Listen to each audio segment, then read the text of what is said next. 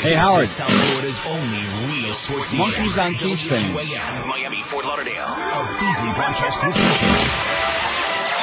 He's getting there, baby.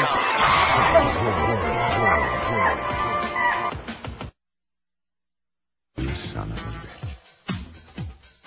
You and me, baby, doing it like in Wisconsin. And please don't tell anyone that I am your cousin.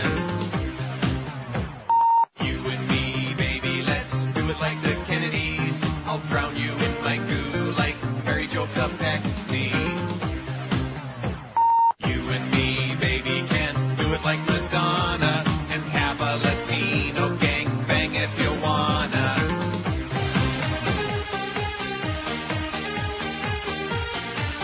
All right.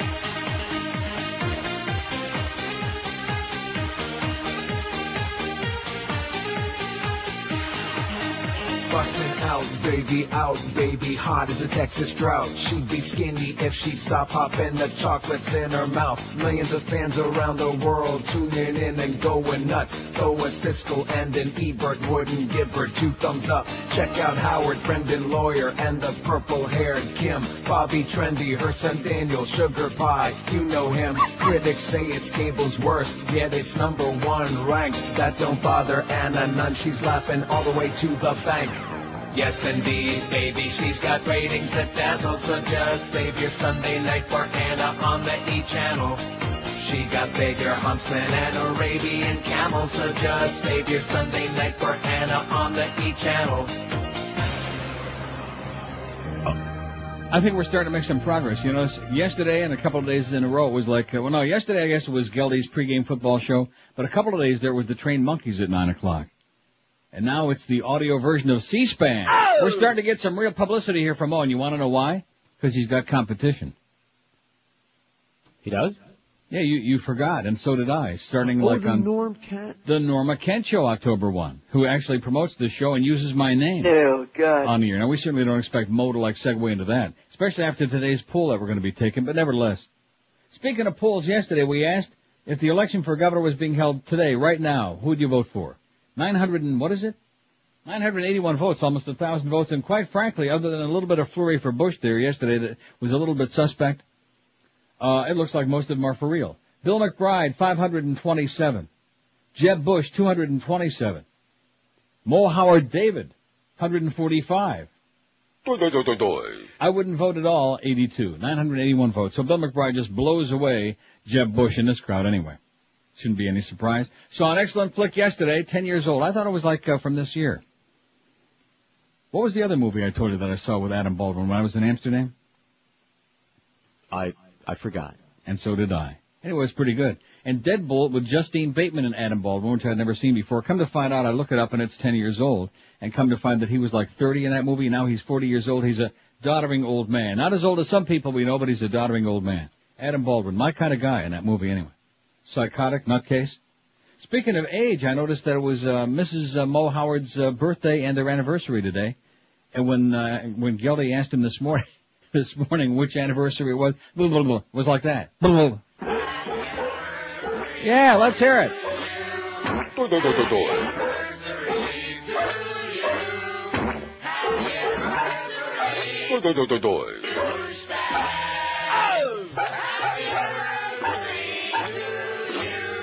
There you go. Let's hear it from Mo and Mrs. Mo, huh? But he won't tell us how many because of the fact he wants to protect her age. You see, that's just another cover-up for his vanity. You know, people who wear bad hair pieces and people who just don't want to tell the truth about their age. I can't stand that. I mean, he could be 65. She could be 40. You know what I'm saying? Right. Well, she's not because he let it out of the bag that she's 50-ish, which means from 48 to 100, 50-ish. She could be anything. But this business about vanity, I don't understand that. Of course, don't you think that people that wear hair pieces, other than Chuck Alfieri's, but seriously, old cockers that wear hair pieces, to me, that's the epitome of vanity, you know what? I mean, young guys that, they got a reason to want to get some hair back. If you're not ready to go yet, if it's premature. They're not ready to let go. Anyway, here's today's poll. Well, before we get to today's poll about hair pieces, this is probably the most important thing that we can talk about today, the first family of TV. And this won't get nearly the play that Elvis and all these other anniversaries, these dates that we keep marking. Ozzie and Harriet went on the air 50 years ago today. You ready for that? Yeah. And I can't find the damn Ozzie and Harriet theme. I'm sure I got it here somewhere. Can't find it. Forming the template for sitcoms from Father Knows Best all the way to The Simpsons. On a Friday night 50 years ago today, amid some anxiety from ABC executives about the show's appeal, The Adventures of Ozzie and Harriet was televised for the first time. They needn't have worried. It stayed on the air for 14 years, setting a record for the longest-running family sitcom, a record that'll be tied when The Simpsons returns to Fox for its 14th season next month. Even if The Simpsons beats the longevity record, which obviously it will, it currently 144 episodes shy of Ozzie and Harriet's 435. Anyway, Ozzie and Harriet had been a weekly series on radio for 8 years before it jumped to TV. And the radio show continued till 54. How do you like that? And now it says we may get the adventures of the adventures, so to speak. CBS reportedly is planning a TV movie biography of the Nelsons to be produced by Tracy Nelson and her brother Gunnar. Gunnar, who was on this show on IOD back a few years ago. Remember the Nelsons? Yes, you do. Sure. With that long blonde hair. And that long horse They face. look like Afghan hounds, didn't they? Yes. It says, no doubt it'll be interesting, but oddly enough, as low-key as the original may have been, this venture is likely to pale in comparison. They can't go back, and they also said that Ozzie Harriet invented the TV video. I forget, Traveling Man, Rick Nelson. It was the first TV the music video. Yeah. Yes. I heard that too. How do you like that? Good old Ozzie. He seemed like kind of like a, low-key, but he was a pretty good businessman. Kind of like Desi Arnaz. Lucy, right. He seemed like a silly goose, but he was the business guy behind, the brains behind that deal. Invented the rerun. Did he really? And that set where you could just go from one set to another without having... Lucy, see, he seemed like just kind of like he got off the banana boat. And come to find out, he was a pretty good businessman. Ruthless, too, I understand. Yes, indeed. Started feeding parakeet cages. Here's our poll question today, boys and girls. Who do you think has the worst-looking hairpiece in the world? Now, we started here, and I had a short list, and I said to George before the show, I don't know if this poll is going to fly, so to speak, because I can't come up with a lot of names. And then, as we put our heads together, and Carlos found a website, and we got a pretty damn long list here. Who has the worst-looking hairpiece in the world? Sam Donaldson, Aaron Brown. Boy, I tell you, he just makes me nauseous. I'm going to program my TV to keep him off. Whiny. He is so whiny. Bob Eisenberg, who was just in there this morning, as a matter of fact. Mo Howard David, who's going to be on the poll every day anyway, regardless, although in this case it fits. If you want to see Mo's piece, if you want to use your own judgment, just go to the QAM website, WQAM.com, and click on our hosts or talk host or whatever that says, and you'll see a picture with the gray sideburns and the brown, whatever that is on top, the brindle thing. Willard Scott, Marv Albert, and then we got Henry Fraind. I hope I'm spelling his name right. The former Dade School Superintendent, F-R-A-I-N-D. They know who you're talking about. Henry, F-R-A-I-N-D. I'm doing it for Eric's benefit because he don't know, see. Or are you faxing this to Eric? We're going to fax it to Eric. Lyle Menendez. I'm pretty sure it's Lyle the one that's got the piece. Right? Sure, why not? It wasn't Eric. Eric's the one that got married. Burt Reynolds. Sean Connery. Paul Simon. Charlton Heston. Now, see, picking on a guy when he's down like that, when he's got his... You son of a bitch. Michael Douglas. Tony Curtis. What's his name? That restaurant reviewer? What was his name? Peter, what was his name? I only know one. Peter Clayton. Okay. Rest in peace. He told me an interesting thing about Tony Curtis. Yeah, in fact, you passed it along. Yeah. I thought you said that Richard Simmons told you that about Tony Curtis. Well, that's right. It was Richard Simmons. That's right. Certainly, Peter Clayton would have told me that because then he would have had to admit that he had the same taste. Yeah. Anyway, Martin Landau, Tony Bennett, William Shatner. Good Canadian boy there, eh? And Elton John. That's all. I think that's a pretty good start. Now, if you got any others that we don't know about, please fax them in 305-650-0198. I found one more. I don't know if you're interested. Frank Sinatra. He's not in this world anymore, but no, we tried the dead people already. No, we're not doing no dead people. Let's let the dead rest in peace with their peace, okay? And that's an interesting question, by the way. If the dead people have like a hairpiece, do they bury it with them? Of course, they do. You want to look good in the casket at the funeral, right? You want to look your best. Your last appearance. You don't want to look your best. Tasket. Be sure the pieces in the casket. Yeah, that's a good point. I never thought about that. See, these are very important things that we never thought about before. That's what this show is famous for, besides being the audio version of C-SPAN and where we monkey around a little bit for 4 hours. That's right. Get that organ going. I'll tell you one thing, when I see that Adam Baldwin, it kind of gets my organ going a little bit. He's a pretty interesting guy. And do you grind it? I didn't grind it, but I kind of like looked at it. But now that I realize he's 40 years old, that's stretching it a little bit too far, so to speak. But in that movie, he was 30. And what's her name? Justine Bateman by that time looked pretty bad. She looked pretty nasty. She looked bad towards the end of that sitcom. And then, of course, after he had her, like, locked up in that room for a while, and then when he cut her hair, like, with the scissors and just, she didn't look all that great. Did she show any titty in that movie? There was one scene where he was screwing her, but I'm forgetting whether we saw titty or not. This is a very important point. Oh, it is? Yeah. I don't think so. To me. Why is that? She was scabby looking. Yeah, but still, it's, she's famous. Oh, I see. So in other words, you want to see famous teeth. Famous breasts, just as a point of reference, even if they look bad, just to say that you saw them and, to be able to talk about it. Anyway, moving right along. So there's the poll for today. Like I said, we'll probably have some other suggestions. So, Eric, keep an open mind. Keep some open slots. For today, Thursday, last time I checked? Yes, it is. He was arrested Monday, charged with crimes that allegedly occurred in Rickards Middle School over the past school year, reported in May. An 11-year-old girl told her mother that Levinson fondled her during class. The mother reported the incident to the school. Levinson was immediately reassigned to a desk job while detectives conducted an investigation. He was arrested and released Tuesday on a $35,000 bond. Detectives think there might be other victims. They're checking into it. And the Sun-Sentinel is, like I said, a little on the slow side. This is from CommonDreams.com, Common Dreams News Center. Derek Z. Jackson writes, no faith in Bush's war on Iraq. Invading Iraq is not a faith-based initiative. This is shocking considering the self-proclaimed piety of President Bush. We get more federal manna to help the wayward and the downtrodden. Congress has been so slow to rubber stamp the New Testament that the President has resorted to divine intervention. He's going behind Capitol Hill's back, trying to tweak regulations and educating religious groups on how to fool government regulators by applying for funds under non-religious names. The first commandment, according to the President's own words, is government must expedite and stand on the side of faith-based programs. In a video speech to the Southern Baptist Convention, Bush quoted Martin Luther King Jr. as saying, the church is not the master or the servant of the state, but rather the conscience of the state. Bush told the throng, you have never believed in separating religious faith from political life. Baptists believe, as American founders did, that religious faith is the moral anchor of American life. As the President itches to rain bombs on Baghdad, never in his reign has the church been so separated from the state, and indiscernible is his moral anchor. Is it truly because he has irrefutable proof that Saddam Hussein is going to pump poisons into our subways, air ducts, and aquifers, or is he driven by more primitive desires of revenge? In 1993, Bush's father, on a victory tour of Kuwait after the Gulf War, was the alleged target of an assassination plot by the Iraqi intelligence service. The plot was broken up, and President Clinton punished Iraq by firing 23 Tomahawk missiles at its intelligence headquarters. 3 missiles missed their targets, reportedly killing at least 8 civilians. The fact that his father was saved and that Iraq was already attacked with death penalty justice has obviously not been enough for the Bush family. Last month on CNN, Bush Sr. said, I hate Saddam Hussein. I have nothing but hatred in my heart for him. The junior Bush, while saying that other nations are at risk of attack from Hussein, said, but there's no doubt that this hatred is mainly, let me try it again. There's no doubt his hatred is mainly directed at us. After all, this is the guy who tried to kill my dad. Daddy.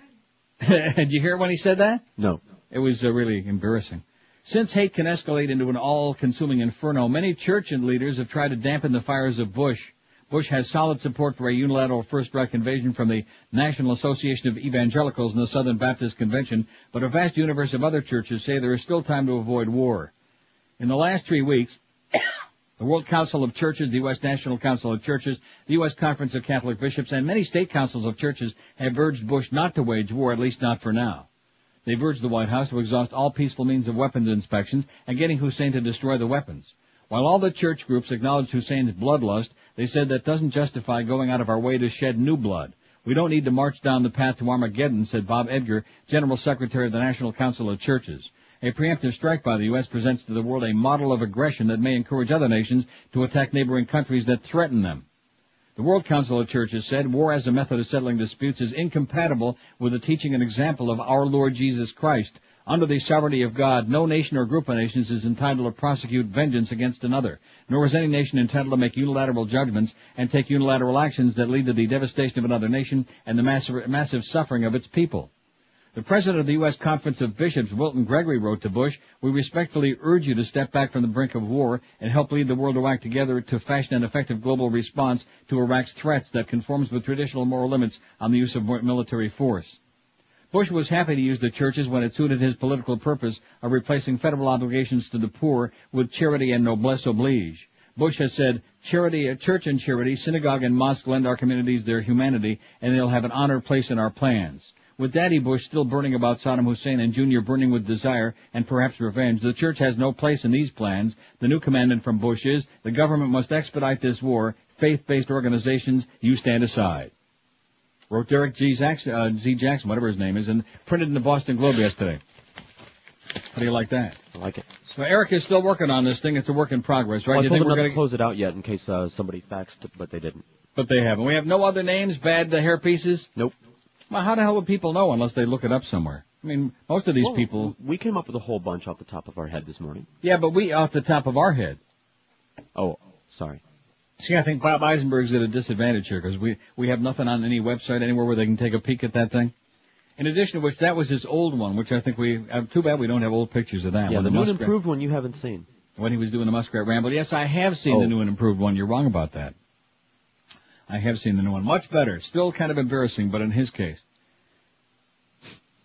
The former caregivers of little Relia Wilson, whose disappearance, this is from the Palm Beach Post, by the way. The former caregivers of little Relia Wilson, whose disappearance exposed disarray in Florida's Child Welfare Agency, were arrested on fraud charges yesterday for allegedly stealing more than $14,000 in pubic assistance from the state. Geraldine and Pamela Graham, who are sisters, were arrested on several charges related to Relia's disappearance along with Geraldine Graham's adult son and daughter, the FDLE Bisan. Geraldine Graham, who was arrested under the name Geraldine Smith, was charged with 7 counts of public assistance fraud and 1 count each of forgery, driver's license fraud, title fraud, and making a false affidavit. She was being held on $600,000 bail. It was not immediately known why she was arrested under a second name. Pamela Graham was charged with 1 count of grand theft, 5 counts of welfare fraud, and 6 counts of aiding and abetting public assistance fraud. Geraldine Graham's son, Leo Epson, was charged with grand theft and making a false statement, while her daughter, Jacqueline Epson, was charged with public assistance fraud. The state attorney scheduled a news conference to discuss the arrest. Bail information for Pamela Graham and the Epsons was not immediately available. These individuals who had close contact with Relia engaged routinely in fraud and falsification of official documents for their personal gain, Governor Jeb Bush said. Pamela Graham's attorney, Joshua Fisher, said he hadn't spoken to his client and couldn't comment on the arrest. Relia, whose 6th birthday was last month, lived with Geraldine Graham, who had claimed to be her paternal grandmother, and Pamela Graham, who had legal custody from April 2000 until January 2001. That's when Geraldine Graham said a state child welfare worker took her away for evaluation, never to be seen again. The little girl was supposed to receive monthly state visits, but wasn't reported missing until last April 25th because of her no more. Speaking of coming up with cash, the California Supreme Court, you're going to love this story, because you're a hard-ass bitch. I'm a bitch? You're a bitch. Okay. And a prick. Yeah. And a dickhead. Well, you'll say it. Well, it rhymes with. The California Supreme Court ordered authorities yesterday to show why actor Robert Blake should not be granted an immediate bail hearing while awaiting trial for the murder of his wife. Now, am I right? Don't you like that? The court ordered the L.A. County Sheriff's Department, which has custody of Blake, to file an answer by this coming Monday. The order indicated that unless authorities show adequate reason, a bail hearing should be held. Blake's lawyers had asked the court to review a ruling by a Superior Court judge who declined to hold bail hearing before a court appearance set for November. The 69-year-old actor has been jailed since his April 18 arrest, faces a preliminary hearing November 13 to determine if there's sufficient evidence for him to stand trial. We are hopeful now that he'll get out on bail, said Blake's lawyer, Harlan Brown. Sandy Gibbons, a spokeswoman for the L.A. County District Attorney's Office, said prosecutors will file a reply by Monday. Blake is accused of murder. Well, we already know about that, about poor Bonnie Lee. Poor Bonnie Lee, poor misunderstood Bonnie Lee. Yeah. Prosecutors earlier filed a motion that argued that Blake is not eligible for bail because of the lying in wait allegation. Murder with lying in wait special circumstances is a capital crime, the prosecution brief stated. The California Constitution denies such a defendant bail. Blake's legal team had challenged the constitutionality of the lying in wait statute. He's offered to post $1 million in bail. Well, we'll take it. We'll hold it. We'll hold it and just make sure he comes back, right? I'll I'll let you hold half of it, and I'll hold the other half. Okay, we got a fax about James Trafficant. We were talking about him this morning. Oh, let's put him on there. They know who he is. He had a lot of publicity. James Trafficant. I'll fax it. It's pretty. Who not only had to leave Congress, but also had to go to jail, directly to jail. Ohio congressman who had a little bit of a problem here and there. Didn't he go to jail? I don't know. Yes, he did. He absolutely did. All right. Trust me when I tell you. I think for a long time. 926 at 560 WQAM. There's never, ever been a better time to buy a new home or refinance that existing one than right now. How about a rate of 3.95%? That's correct. The financial group can offer you an unprecedented 3.95%. If you want to find out more about how this works, all you have to do is pick up that phone and call Financial Group at their toll-free number, 1-800-940-LEND. That's 1-800-940-5363. The money you're going to save is unbelievable. Think about it. You can get yourself a $100,000 loan for only $450 a month, or a $200,000 loan for only $950 a month. The process is simple. You're going to save yourself thousands of dollars this year and every year for a long time. So pick up the phone and call the good people at Financial Group at 1-800-940-LEND. There's never been a better or smarter time to get yourself a low interest rate. Call Financial Group and you'll be on your way to saving a lot of cash. Financial Group, an equal housing lender. Credit restrictions do apply and rates are subject to change. So call now, 1-800-940-LEND. That's 1-800-940-5363. We're Sports Radio 560 QAM.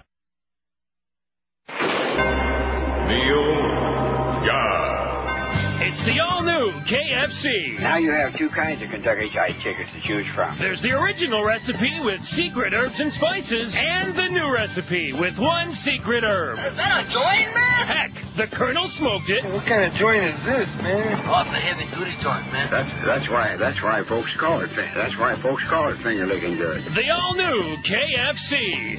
Most folks. We do chicken. Right. 9:31. So Petey Lenny tells me this morning he's got the same drug dealer that Todd Dreck used to use in Davie, Steve M. Yeah, you were out of the room when he was going, pop, pop, pop. He must have had some extra supply today, I'll tell you, because he was wound up like an alarm clock. I wonder if he's dry like everybody else is. He was a lunatic, Petey Lenny, this morning, more so than usual. Oh, and the auditors are in here, pop, pop, pop, pop, pop, on the station. The sale is, any second they're going to be selling that joint. That place, I mean. So, and evidently, hopefully, the new owners will put us either into a different building or do something, or just pay us all off. Sounds good to me. Oh, especially with that great new contract you've got. That's another reason you got no chance of getting a new contract out of them. Because if the place is really up for sale, I mean, there's no chance they're making any new contracts. Ask Muff if she got a new contract when they brought him back out of the loony bin. I think the answer is no. I don't think so. You might ask. So anyway, speaking of that building this morning before the show, and of course in the middle of all this excitement here today, I almost forgot about it. You had the little excitement of your own down there. Right. They had the elevator, the QAM elevator, which is the laughing stock of the human race. How many times have I said that they must be paying off the inspector, whoever owns that building? Right. You know, how they have to put that certificate in the elevator, inspected by Moishi Pupik, they got to be paying him off, because that thing never worked. In fact, when it really started going downhill bad, was when the day I dropped that bomb. Since that day, it's never been the same again. It's been like a little off kilter. It's a thrill ride.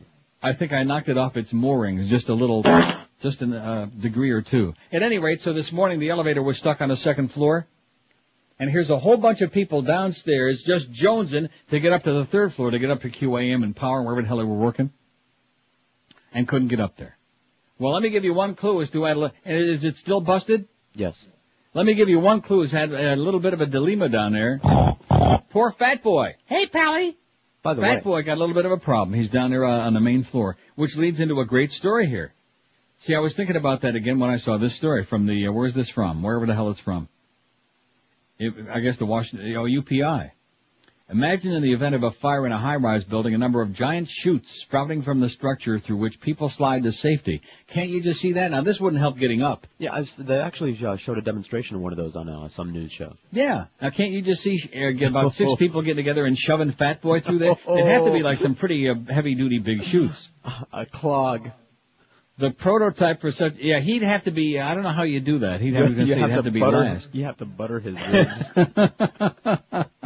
Oh, you have to butter his buns to get him through there. And then you get the broom handle.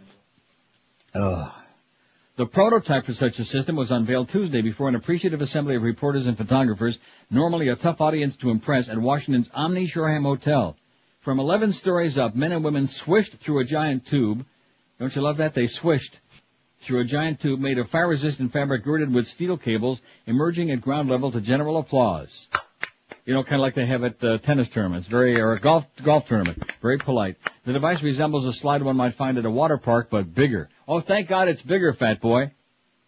The developers of the Advanced Modular Evacuation System see it as the first major breakthrough in building safety since the invention of the fire escape.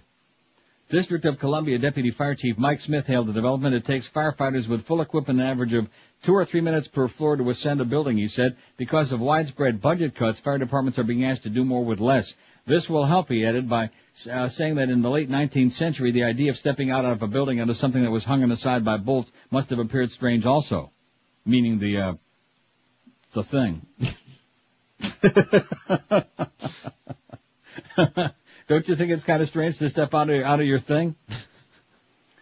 Arik Bensby, spokesman for the Advanced Education Systems, Evacuation Systems, based in Tel Aviv and Hong Kong, told UPI that company chairman Eli Neer came up with the idea for the system after his son Ophir was trapped in the top floor of a hotel during a fire. Ophir was rescued, but it occurred to Neer that existing procedures for evacuating people from high-rise structures were inadequate. He started to think about innovative ways of getting people out of buildings faster.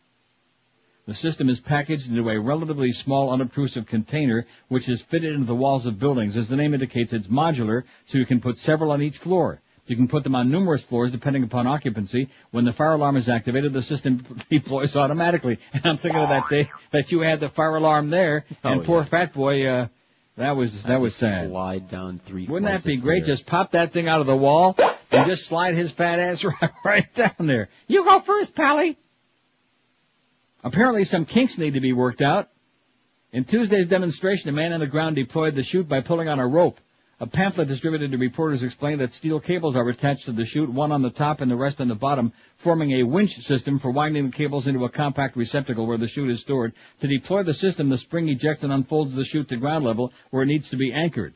Adam Siegel of Rabinowitz Media told UPI that first responders, building managers, and even tenants will be trained in securing the bottom of the chute to a pre-designed spot. Ames has offered to drill prospective clients on how to do this. In an emergency, the chute can be secured to a tree or a vehicle. Evidently, they had a little bit of a problem. They did? Asked about the most difficult obstacles they had to overcome, they said that the material doesn't hurt you when you slide down. Second, that the system not take up a lot of space in the building. Well, it doesn't go on in the story. It doesn't tell us how the embarrassing problems that they have. Maybe a couple of people got stuck in there. They just don't want to tell us about it because it's bad for business.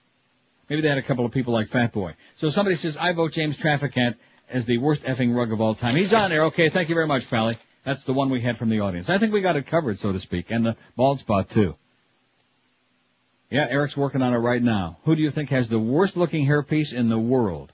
Sam Donaldson, Aaron Brown, Bob Eisenberg, who's a guy, he won't get any votes because unless they know him.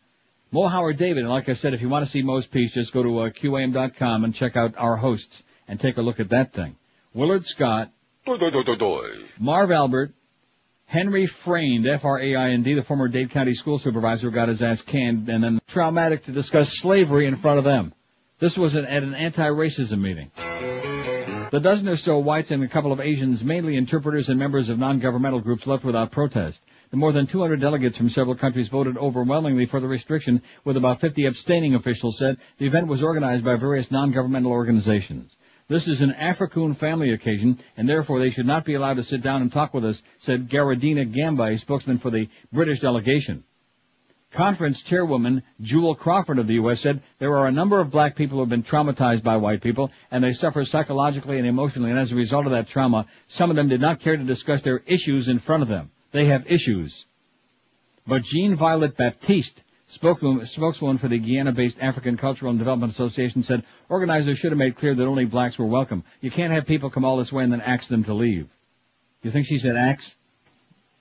I'll axe her. A major issue at the meeting is a plan by black activists from the Caribbean and North America to sue France for making Haiti pay millions of dollars for recognition of its independence nearly 2 centuries ago. Yeah, let's sue those frogs, those bastards. Attorney General Mia Motley of Barbados urged delegates to build upon last year's UN conference against racism in South Africa, which recognized slavery and its slave trade as a crime against humanity. The meeting, titled African and African Descendants World Conference Against Racism was hosted by the government of Barbados. Organizers included the Congress Against Racism Barbados and the U.S.-based Congress of People of African Descent. The World Conference Against Racism, but no whiteys allowed. How do you like that, huh? It's always that way, you know? Yeah. The black college fund, the black this and a black that. And as soon as anybody says, well, let's start a white, Ku Klux Klan, man, John Birchers, racists, crackers, stuff like that. I wonder if they served crackers at that conference. Wrong. No, they just kicked them out. 20 till 10 at 560 WQM. We got the Mad Dog at 1. We got Hank with a full 4 hours again today. Boy, I hope he's been working out for this, including Bino between 5 and 6. Hank from 3 to 7. Shivers Regal talking hardball with the Crow, 7 o'clock. That'd be a great poll question. Who would you rather hear, the Crow, Joe, or Mo? Then at 8:17 we got the Giants and the Braves, game 2 in their series, which the Giants won the first game of that 8-5. Eddie K after the baseball, and Joe and Mark overnight. Joe, Mo, or the Crow? And then of course we got 2 Joes. You know what? We got Joe Costello, and we also got Joe's the guy. So Joe, Mo, and Crow. We'll do that poll. Joe Rose. And Joe Rose. Joe, Mo, and Crow. Hey, does this sound like you overworked, underpaid, stuck in a really crappy dead-end job, underappreciated? Uh-huh. Well, do yourself a favor, pick up that phone and call the good people at Fast Train right now at 866-FAST-TRAIN. We'll give you Todd Dreck's home phone number, too, because he's got some good drug dealers for you. The demand for certified computer professionals has never been better, and Fast Train can help. That's what P.D. Lenny said. And Fast Train can help you achieve a new career in as little as 4 months. Fast Train is South Florida's largest certified Microsoft training center, with locations for them for you now in Pembroke Pines, in Fort Lauderdale, in Kendall, that brand new one, and of course in Miami. Fast Train offers convenient day, evening, and weekend classes. They got a full-time job placement department with over 30 years experience getting people in jobs. So if you're overworked, underpaid, underappreciated, stuck in a really marginal dead-end job, don't wait another second. Pick up the phone and call Fast Train toll-free at 866-FAST-TRAIN. Think about it. In just 4 short months, you'll be on your way to becoming a high-paid computer professional in a career with great earning potential. Take my advice. Pick that thing up right now on the phone, too, and call Fast Train, 866-FAST-TRAIN. That's 866-FAST-TRAIN, or check them out on the web if you like at fasttrain.com. Live and local. This is Sports Radio 560, QAM. Neil God. Welcome back to the glittering pageantry of the Mohammed and David Show. We have a full docket today, including the cavalcade of articulate athlete interviews. You know that pipe smoker's still at it. What? Singing those songs, making fun of me. They make fun of me all the time. I don't know why they don't adore me. There, everything will be all right, Mo. Get your hands off me, you fairy. You queer? You tube chomper? Real men don't touch, only during the game. Yes, master. They want singing? I'll give them singing. Get on a piano. Over there. Okay, Mo. Now, hit it. Back in my day, men were straight. Being gay is hip today. That's why I can't tolerate his guzzling gays. Sport holes weren't gay back then.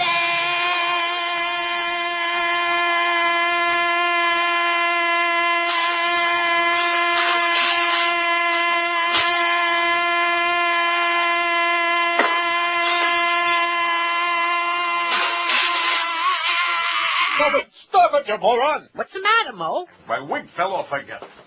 Okay. All right, where were we? Sport holes weren't gay back then. I'll take it from here. The guys that like to worship men. Good thing we won't see Portland or Wayland and Madam again. Didn't need to soothe prostates. Or to tickle hairy taint. Jesus Christ, I really hate Jizz guzzling You know, it's interesting, that line about C-SPAN, with the audio from C-SPAN. That was kind of a cute line. The only thing is, how does he know what we're doing on this show if he doesn't listen? Somebody told him. Oh, he must have heard it through the grapevine? Because I certainly wouldn't want him to come off as being, somebody who's less than candid. He would fit in. He'd fit in a QM a lot better if that were the case. What's that deal with that age thing again? I don't know. What? The age thing? The age thing. When are we going to get to the bottom of the deal on that, about his age? The world will never know. I see. I guess if you want to hide your bald spot, you probably want to hide your birth certificate, now, too. Carlos seems to think that he can research this. Well, you know something? That's his new assignment. Now, before we get to another assignment for Carlos, let me just say this. Because that bit I just played, I played it right off of I could have played it off anywhere, but I played it off of the new Boca Brian disc, Restitution and Mo Bits Volume 1, which has got 40 sensational things on it. In fact, it's even got a couple of drop-ins on there, like you have your own personal version of where is it? Look at that. It won't queue up. You want to know why I went on strike? Because of what I was about to say. The fact... There it is. The fact that it's not on our website yet. Oh. It's got the old Boca Brian thing, Arab Arabian Melodies or whatever that is, which is also very good. And I see we had a couple more people buy that yesterday since they're probably fearful that that's going to vanish and should have vanished yesterday. But I don't see the new one on there yet, which we promised everybody was going to be on there on Tuesday. See, what happens, I don't want to sound like I'm defensive here, but talking about liars, people make liars out of me. See, if I'm going to lie by intent, then I have no problem with that if it's a lie I want to tell. But when other people make me into liars, then I start getting like raising 4 eyebrows. You know what I mean? They were confabulating till 2 a.m. is what I heard, so I don't know why it's not there. Who's the they? Carlos and Eric? No, Eric and Brian. Yeah. Well, they may have been confabulating, but, I hope they had a good time doing that. Squirt. But it didn't get the job done with the new CD, with the new thing on there. Because I'm sure a lot of people are just chomping at the bit to get that. Even if only just so they can play it for their friends, play that. Just that. You know what I'm saying? Yes. But at any rate, it'll be on there any second now. So once Carlos gets that all taken care of, and then, of course, he's working behind the scenes to take over the website. Once we get all of that, then he can start researching Mo's birthday. Because we'd like to be, although we do know his birthday. In fact, here's a clue for you. June 3rd. Because that's the last time he listened to this show, alleged. Oh, that's the day before my birthday. How about that? Well, happy birthday to both of you, okay? And happy anniversary to Mrs. Mo. And what was the other thing today? Oh, it's her birthday and their anniversary. Yes. Well, happy birthday and happy anniversary. How do you like that? Even though she hates me like poison. That's okay. We don't take it personal. We understand it's his business. I've never met that lady, okay? She might be a very nice lady. In fact, anybody would put up with that for all those years. How many years they've been married? What did he say? They've been married 50 years? He didn't say. I see. Who do you think has the worst-looking hairpiece in the world is our poll question today, and already we got 41 votes. The thing just popped up on there only moments ago. Mo Howard David, who just seems to be running away with all of these things. He's got 12. Sam Donaldson is tied for second with James Oh, look at that. Just changed again. Mo's got 15. James Trafficant, 13. Although at least James Trafficant was funny. You know what I mean? No, I only saw the one speech. You didn't think he was funny? I thought he was a panic. He was hysterical.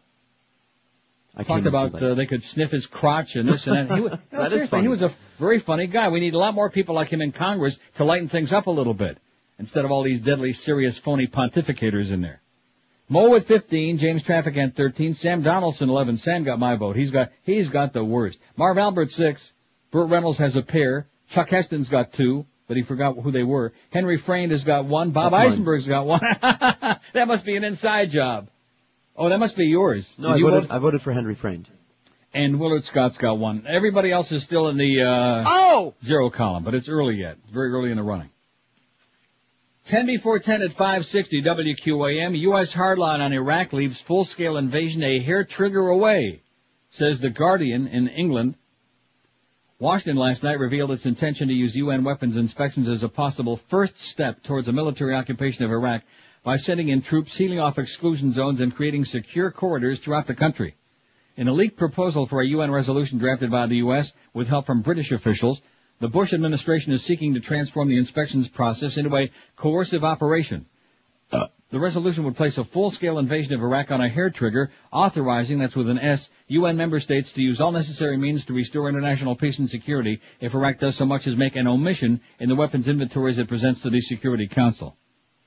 In other words, like if they say they had 8 nukes, and it turns out that we find a 9th, that's it. Or a penknife. If they said they didn't have any sharp instruments and they had like a penknife or like a pair of nail clippers or a box cutter, that's it. Nuke them. Weapons inspectors would operate out of bases inside Iraq where they'd be under the protection of UN troops. UN forces or the forces of a member state would enforce the no-fly and no-drive zones around a suspected weapon site, preventing anything from being removed before inspection. Diplomats at the UN said there was no doubt that U.S. troops would play a leading role in any such enforcement, allowing the Pentagon to deploy forces inside Iraq even before the hostilities got underway. The release of the draft helped Washington regain momentum in its Security Council talks a day after Iraq took the initiative by agreeing to inspections under existing UN guidelines. That agreement was welcomed by France and Russia, but dismissed as empty by the U.S. and Britain. Jack Straw, the Foreign Secretary of the Brits, called the existing guidelines defective. Don't you love him and that name, Jack Straw? I wish I had that name. Do you know what he looks like? Straw? He looks just like Jack Straw. Got glasses and a tweed suit, you know. He looks like a real Brit, Jack Straw.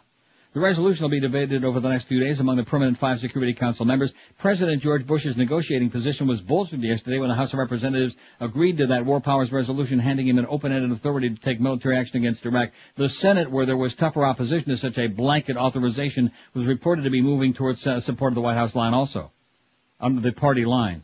Under the U.S. draft, Security Council member states could send their own inspectors into Iraq to operate alongside the official UN teams, and these extra inspectors would have the same rights and protections accorded other members of the team. Member states also could recommend to UN teams which sites to search and how to do it.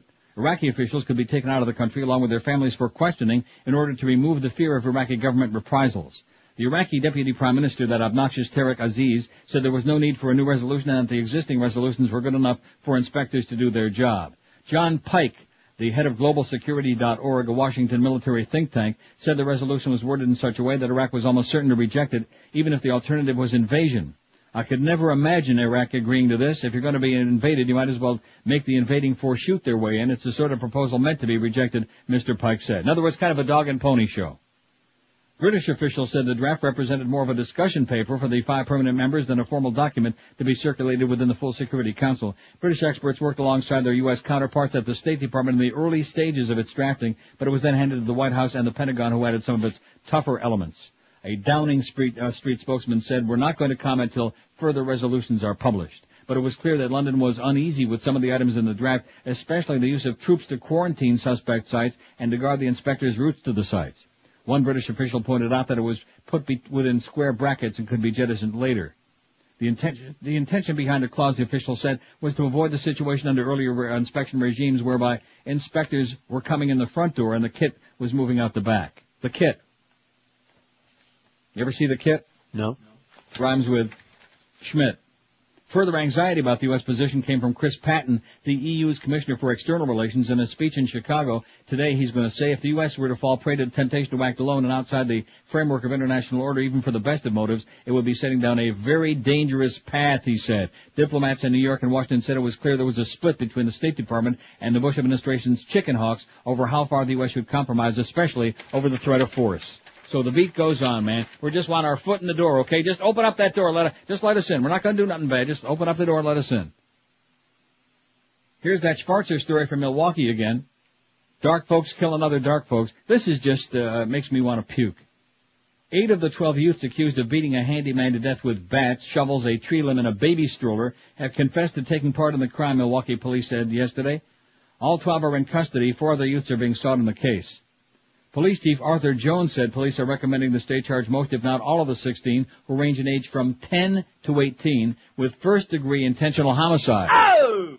The district attorney's not yet decided on whether to try them as adults. I think the answer is yes. The handyman, Charlie Young Jr., 36, died of his injuries Tuesday night. He had been in critical condition since he was assaulted Sunday night. The beating happened in a Northside neighborhood around 11 p.m. Sunday after a 10-year-old boy was encouraged by a friend to throw an egg at Young, who was walking by, and hit him in the shoulder, Jones said. Young grabbed the boy's 14-year-old friend and punched him in the mouth, knocking out a tooth, Jones said. Authorities said another boy then hit Young over the head with a baby stroller. The 14-year-old called for more help, and more than a dozen other youths, all male, began chasing Young, authorities said. The group caught him on a porch of a nearby house where they beat him with baseball bats, shovels, broom handles, a tree limb, a folding chair, a plastic milk crate, and a rake, Jones said. According to a 40-page police report, the 10-year-old told police he hit Young 4 times with a 2-foot-long tree limb, twice in the back and twice in the legs. Another assailant said he hit the victim 4 times with the metal end of the shovel while Young was lying on his side, striking the back of his head, his chest, his back, and legs, while one of his companions was stomping on his head, the police report said. It's a peer pressure thing, Jones said. It's a, come on, let's do this, and they got involved in it, and certainly I believe they knew what they were doing was wrong. Some of the boys told police that Young pulled a knife at one point during the assault, but one investigator told CNN Wednesday no such weapon was ever recovered, and police don't believe it. It's a pile of crap. How do you like that, huh? I say fry all their ass right on goddamn Donahue. Get those numbers up, even though he's against the death penalty. That'll, you know something? If he could get, no, seriously, if he can get 80 right. Shear, I guarantee he'd change his tune in a heartbeat. He changed his tune in a real heartbeat. Poor old Phil. Who do you have on there last night? He had some doddering. On the poor Phil. Very sad. Mo Howard David's hairpieces got 24 votes. James Traffic had 20. It looks like a two-horse race. A two-headed race. Sam Donaldson 14, Marv Albert 10. I think Marv ought to join the fray, don't you? Okay. He can bite. 950. Huh? He's a biter, you know. His kind of like, when he bites, it kind of like slips off to one side. Kind of like that piece that Boca Bryan wears. It kind of slips off to the side. Kind of like in La Caja Full. Remember the one that it was wearing? Yes. I saw that again a few nights ago, and when it got to that scene at the dinner table, I started laughing so hard, like uncontrollably, you know, where you thought you were going to choke to death because you're laughing so hard, even though I've seen it about 100 times. Degenerate. Oleomed is a great product to help you keep in the pink of good health, man. It'll keep it pink. Oleomed contains pharmaceutical-grade olive oil along with a lot of great things. There are vitamins in there, minerals and herbals. There's a concoction for each different part of your health. There's one capsule designed specifically to help your heart, one for your blood pressure, one to control your cholesterol, one for your prostate, one for your circulatory system, your digestive, your endocrine system, your skin and your bones, and even your mind, all using the benefits of the finest, the purest, the most decent olive oil that man has ever discovered. And Oleomed helps men and women as well. Separate products for each. If you want to get more information about Oleomed, just call their toll-free number, 1-866-OLEOMED. That's 1-866-OLEOMED. Or you can pick some up today anywhere in town. Whole Food Markets, Walgreens, Sedano's be carrying it, and Navarro Pharmacies as well. And don't forget, you can order their product and get more information about it as well on their nifty website, oleomedamerica.com. Live and local. We're Sports Radio 560 QAM. Another dick in the White House? Smoke the pot, smoke the pot. Some of the Mets smoke the pot. Oh! 20 games out, what's the point? Who can blame them if they need a joint? 'Cause Bobby Valentine's Mets just can't succeed without a nickel bag of premium weed. Rolling papers, roach clips and a water bong. Oh! Maybe next year during the draft they'll get Cheech and Chong. Yes. Well, instead of beer and hot dogs, vendors will be selling grass under a cloud of smoke. And it won't be a foul ball that could knock you on your ass. Hey, take another toke. 'Cause the New York Mets just wanna get high. Stand around and wave at planes in the sky.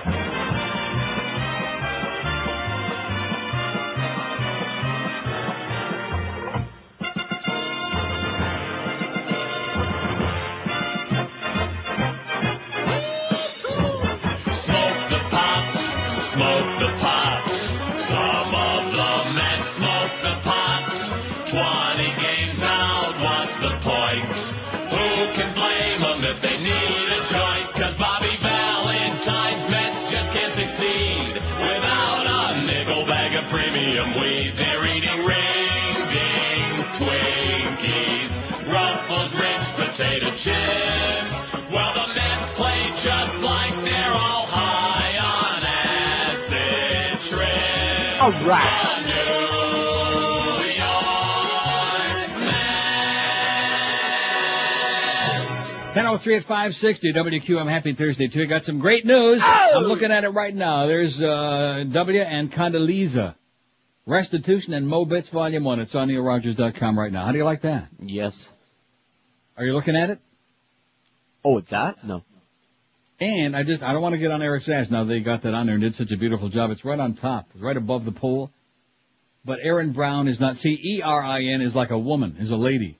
I don't think this Erin Brown is a lady. Erin, a man, is like A-A-R-O-N, like my Uncle Muggsy Solomon, Erin. A-A-R-O-N.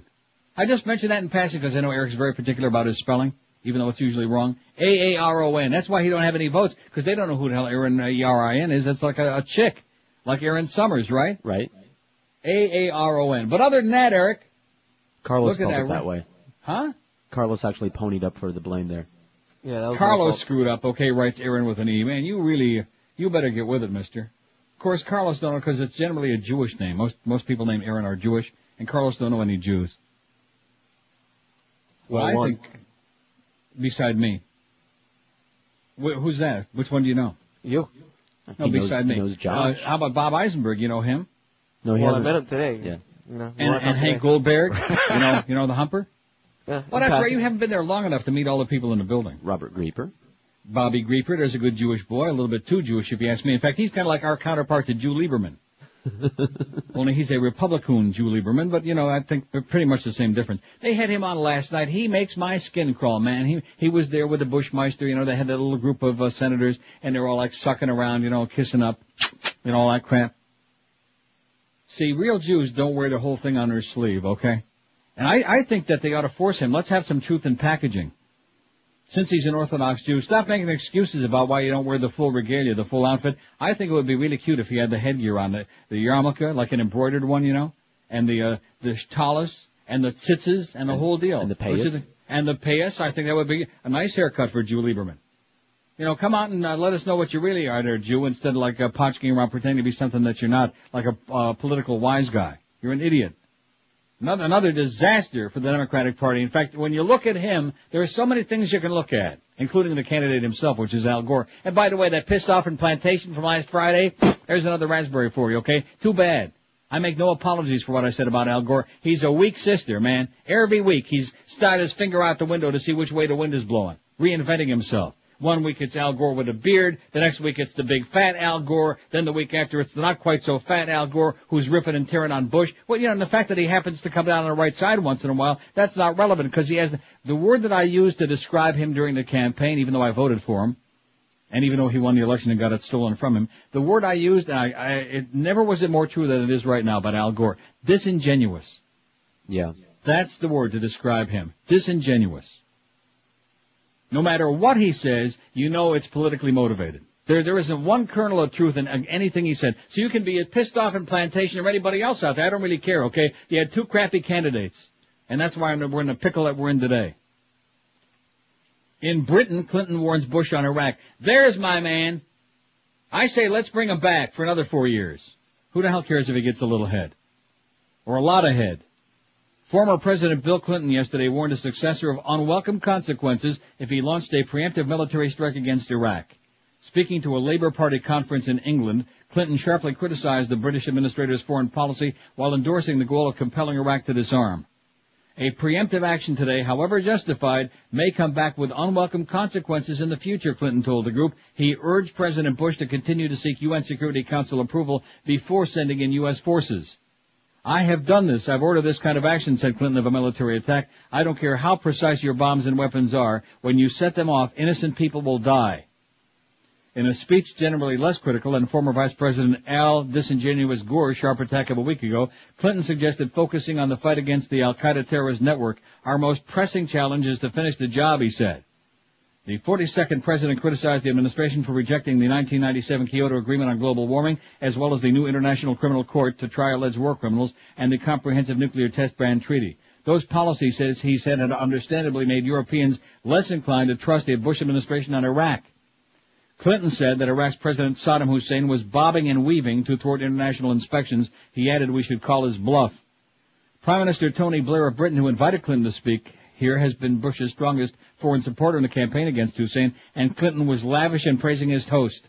But even when extolling Blair, who as leader of the left-of-center Labour Party is Clinton's ideological soulmate, the former president was indirectly critical of Bush. He praised Blair for working to reunite the world opinion behind a new Security Council resolution demanding unconditional weapons inspections. If he weren't to do this, said Clinton, I doubt if anybody else could.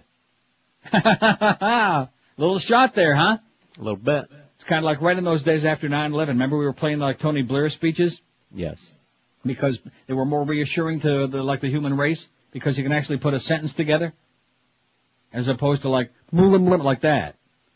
Although he didn't name them, Clinton attacked previous Republican administrations for supplying Iraq with materials that may have been used in making biological weapons in the early 1980s, for issuing hardly a peep when Iraqi forces gassed Kurdish civilians in 1988, and for urging Shiite Muslims in southern Iraq to rebel against Hussein in 1991, and then abandoning them to their fate in the face of a counterattack. How do you like that? See, here's a guy, because he's not running for anything, he's got the balls still. He's got the big balls. That's what Monica said. Let's get that talk show going. What I wouldn't give to have his ass back in there again right now. Oh, God. We'd carry him. Kenny Starr and all those right-wing hypocrites, all those phony baloney crotch sniffers. Man, they'd be sucking wind.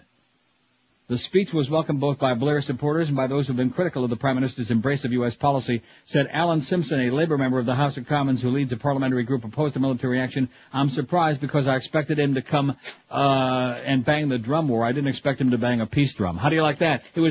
I'm surprised because I expected him to come and bang the drum war. I didn't expect him to bang a peace drum. How do you like that? He was banging the drum of peace. He was banging it. That's Bubba. Everywhere he goes, he's banging it. He's banging somebody or something. The man accused of trying to blow up that transatlantic flight with explosives hidden in his shoes plans to plead guilty to all 8 charges against him, his lawyer said yesterday. Attorney Owen Walker said Richard Reed, no relation to Greg, he wanted to avoid the publicity of a trial and the negative impact it would have on his family. That'd be a great poll question to ask one day. Who's more dangerous, Richard Reed or Greg Reed? Or Donna Reed? Or Reed Richards. Some others? Who? Reed Richards. Who the hell's that? Fantastic Four. Oh. Reed, a British citizen, is accused of attempting to kill 197 passengers and crew members aboard that American Airlines flight from Paris to Miami on December 22nd. He was overpowered, as we know, by flight attendants and passengers, and the flight was diverted to Boston. Trial is set to begin November 4. Walker said Reed has no disagreement with the facts asserted in the charges, but refused to say if any deal had been made for the reduced sentence. The FBI has said it believes Reed also helped make the shoe bomb from an al-Qaeda bomb maker. He had help. The FBI also said it searched Reed's email accounts and found one in which he described a duty to remove the oppressive American forces from the Muslim land. What I'm doing is part of the ongoing war between Islam and disbelief, he wrote to his mother in the message 2 days before his arrest. The U.S. Attorney's Office had no immediate comment. After his arrest, authorities said they believe Reed had helped making the shoe bomb and that Reed had been ruled out as the source of a human hair and palm print found on the explosives. Reed insisted to FBI investigators he acted alone. In his motion filed yesterday, Reed said he'd admit to all 8 counts, but before he does, he asked the court to remove language from 2 of the counts that he alleged he received training from al-Qaeda. In statements to law enforcement after his arrest, Reed said he acted because of the U.S. military campaign in Afghanistan and said he had hoped his planned attack would cause Americans to stop traveling, leading to a downturn in the economy, prosecutors said. Reed told the FBI he was driven by anger over the treatment of Muslims in Israel. According to transcripts of the interrogations, he said he traveled in June 2001 to Jerusalem's Al-Aqsa Mosque and was angered to see Jews with guns inside.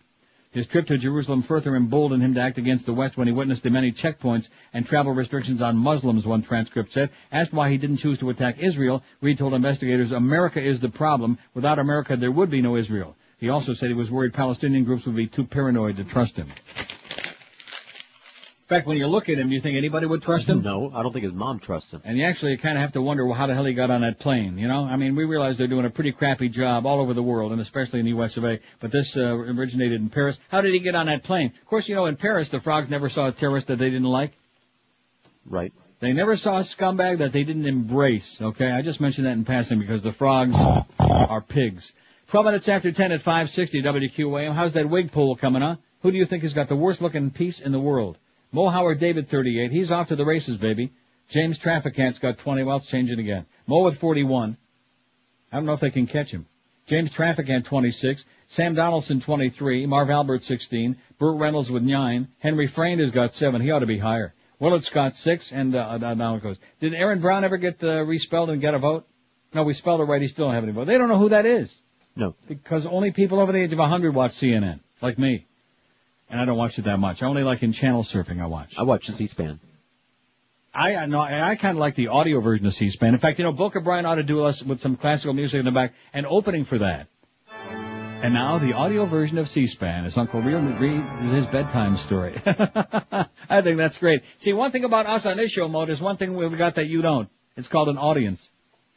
Let me tell you right now about our good friends at Dollar Mattress. They got something that the bedding stores don't have and the department stores don't have, and that's a great unbeatable deal on a quality name brand mattress. I mean, you can go to bedding and department stores and buy one, but you'll get ripped off, and you'll have to go through a big song and a dance, and a lot of times you don't even get what you wanted in the first place. Never happened with Dollar Mattress, just that one easy call to 1-800-MATTRESS, like I always do, and you'll get exactly the name brand mattress, the style, the firmness, whatever you're looking for. They got the top names in the business. They got Serta, Sealy, Simmons, and King Coil. No store can match their selection, and of course nobody matches their exceptionally low everyday prices. No bait and switch. Like I said, exactly the one you want you get, and you get it when it's convenient for you. You get home delivery like any day of the week, 7 days a week, in any 2-hour window that's convenient when you're going to be home, like 11 to 1, noon to 2, 1 to 3, 2:14 to 4:14, etc. and they give you that 30-day in-home comfort trial to check it out, too. So if your back isn't feeling good, if you're not getting a great night's sleep night after night, you just don't feel the way you ought to. Change that by getting you a great new brand-name mattress at an unbeatable price from the pros at Dial Mattress. Call them right now. You'll be sleeping with a big,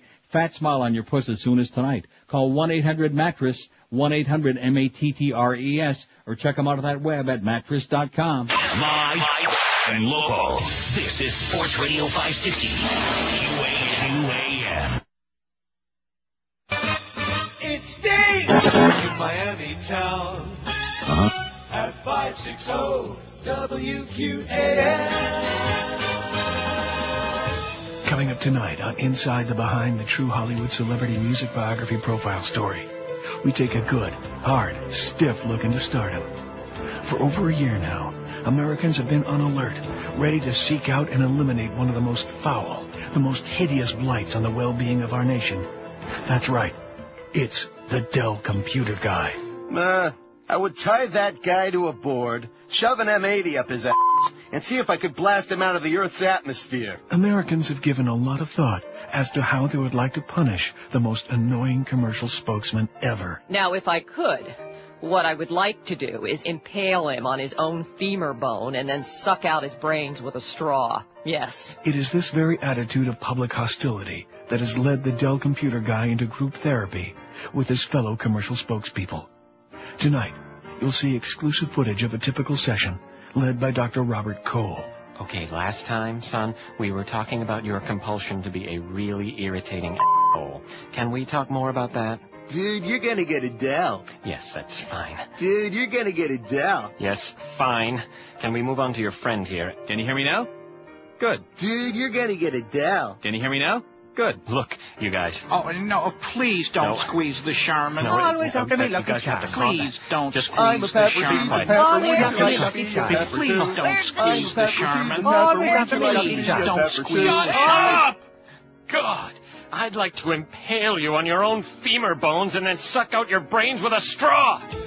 The Dell Computer Guy, the latest in a long line of annoying It's a big, juicy, sopping wet look at show business. All right. Tonight on Inside the Behind. You're right, they just keep getting better, each one. And where is the beef, by the way? 20 after 10 at 560 WQAM on a tremendous Thursday. Mo's got 51 votes. Look at that. He's just off to the races, man. He's opened up. He's like Secretariat in the stretch, pulling away to a gigantic, uncatchable lead. Governor Jeb Bush looked at his temporary stay of execution yesterday for female serial killer Eileen Wuornos, after a panel of psychiatrists determined she is not mentally ill. As a result of the finding of competency, I've lifted the stay for death row inmate Eileen Wuornos, Bush said in a brief written statement. Eileen Wuornos will be executed October 9th. Oh, that's only 6 days away. Don't forget about that. Let's have a party. Providing the families of her victims with the justice they've waited for so long. My thoughts and prayers are with those who have suffered because of her crimes, said the governor. Wuornos, a hitchhiking prostitute, was convicted in the early 1990s of killing 6 businessmen along the highways of north and central Florida. Bush asked 3 psychiatrists to evaluate her mental competence after her attorney, Rod Singal, said he had grave doubts about her competency to be executed. Under Florida law, if the governor is informed that a person scheduled to be executed might be insane, he must order a psychiatric evaluation. When's he going to get his? When's the rest of his? In fact, maybe we can get a package deal. Maybe we can get a special deal for the entire family of the governor. The order lifting the stay said the psychiatrist's report showed Wuornos had the mental capacity to understand the nature of the death penalty and the reasons why it was imposed upon her. Wuornos, 46, whose life has been the subject of a number of books and movies, has said she's ready to die. Good. Last year, she fired her lawyers, dropped her appeals, and volunteered for execution, with Bush signing the execution order.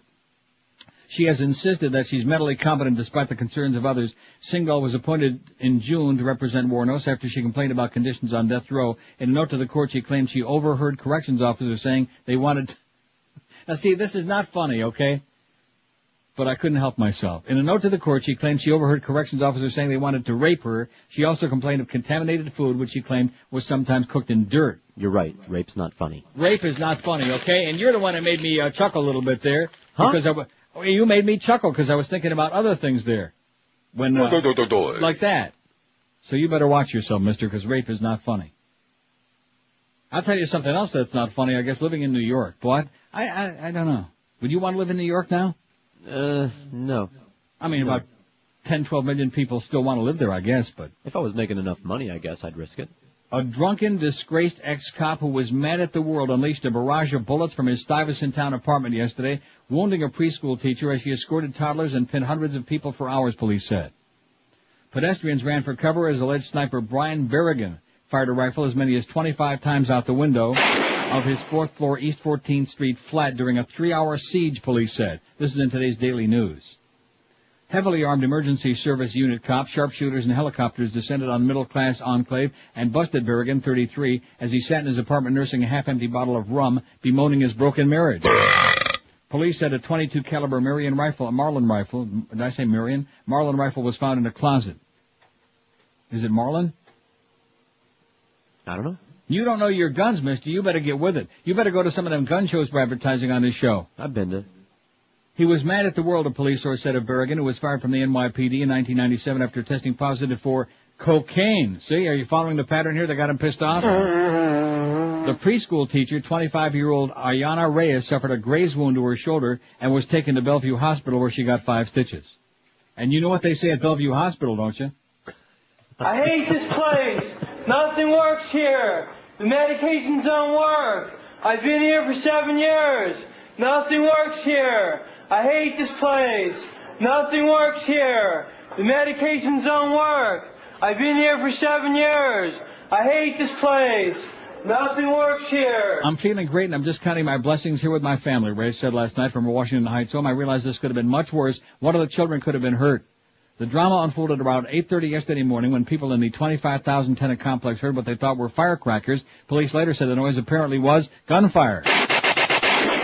Cops were not aware of any disturbance until a 911 call at 11:30 yesterday morning reported that Reyes, who was taking children from the Manhattan Kids Club 2 to a preschool, from the school to a playground, had been shot. Paramedics raced to the scene to help Reyes as she and another teacher tried to calm their frightened charges. 8 2-year-olds. 2-year-olds. But before the paramedics could get Reyes to safety, more shots rang out, forcing them to run for their lives. Within seconds, the normally peaceful apartment complex was transformed into a virtual war zone as more shots followed. Cops wearing body armor surrounded Berrigan's building at 641 East 14th Street between Avenues B and C, and sharpshooters carrying long rifles peered from nearby roofs. Using bullhorns, police warned nervous tenants to stay inside, and cops cordoned off the bustling 14th Street to traffic. About 1 p.m., another round of gunfire erupted, scattering cops and unnerving local people. He was firing at windows, he fired at people, and he fired at the police vehicle, said Police Commissioner Raymond Kelly. Cowering inside their apartments, thousands of people watched TV or listened to the radio for updates. It was like we were in prison, said Kimberly Johnson, 35. We were told to stay inside. Police said, get back from your windows. Cops knew the shots came from a window in Berrigan's building facing north and west toward the interior of the complex, but they couldn't immediately determine which apartment they were fired from. Police mounted a top-to-bottom search of the building and at about 2:30 opened the door to Berrigan's apartment after he didn't answer. Cops found Berrigan sitting at his dining room table wearing an FDNY T-shirt surrounded by spent shell casings on the floor. A half-empty bottle of Jamaican rum sat on the table. At first, police said, Berrigan insisted I had nothing to do with it.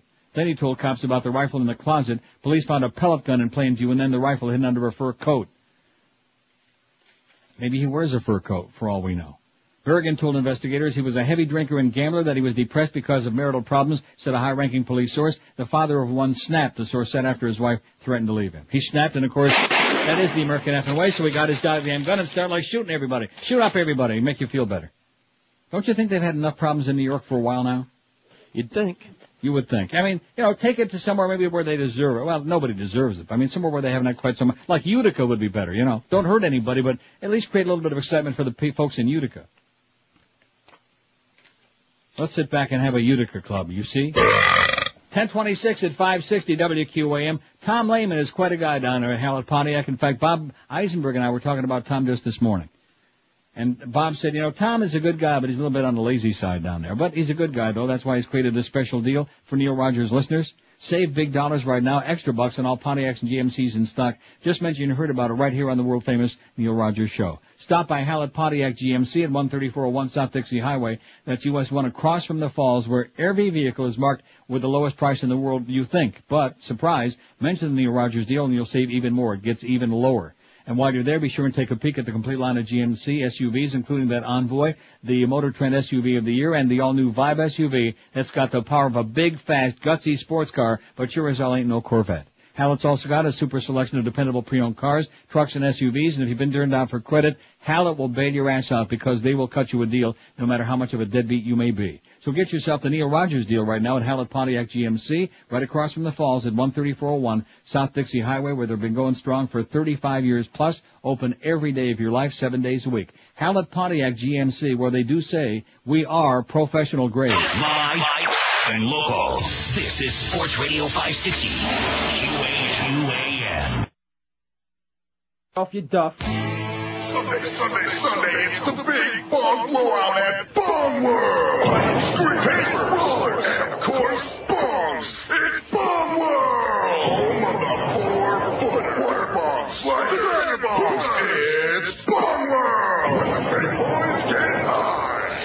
Sunday, 50% off all papers. Zigzag, Joker, It's Bong World. The sale everyone's talking about. And don't forget, we'll see you at Steve M's house in Davie this weekend. Gonna have a big party there is what I'm hearing. Whole sales department's gonna be there. Wholesale? 193, yeah, they're gonna have a wholesale deal, okay? 193 votes on the poll, and Mo is leading, pretty good lead. Who do you think's got the worst looking hairpiece in the world? Mo Howard David, 57. James Trafficant, 38. There was a guy on the, Penisgate thing, the Republican right-wing congressman.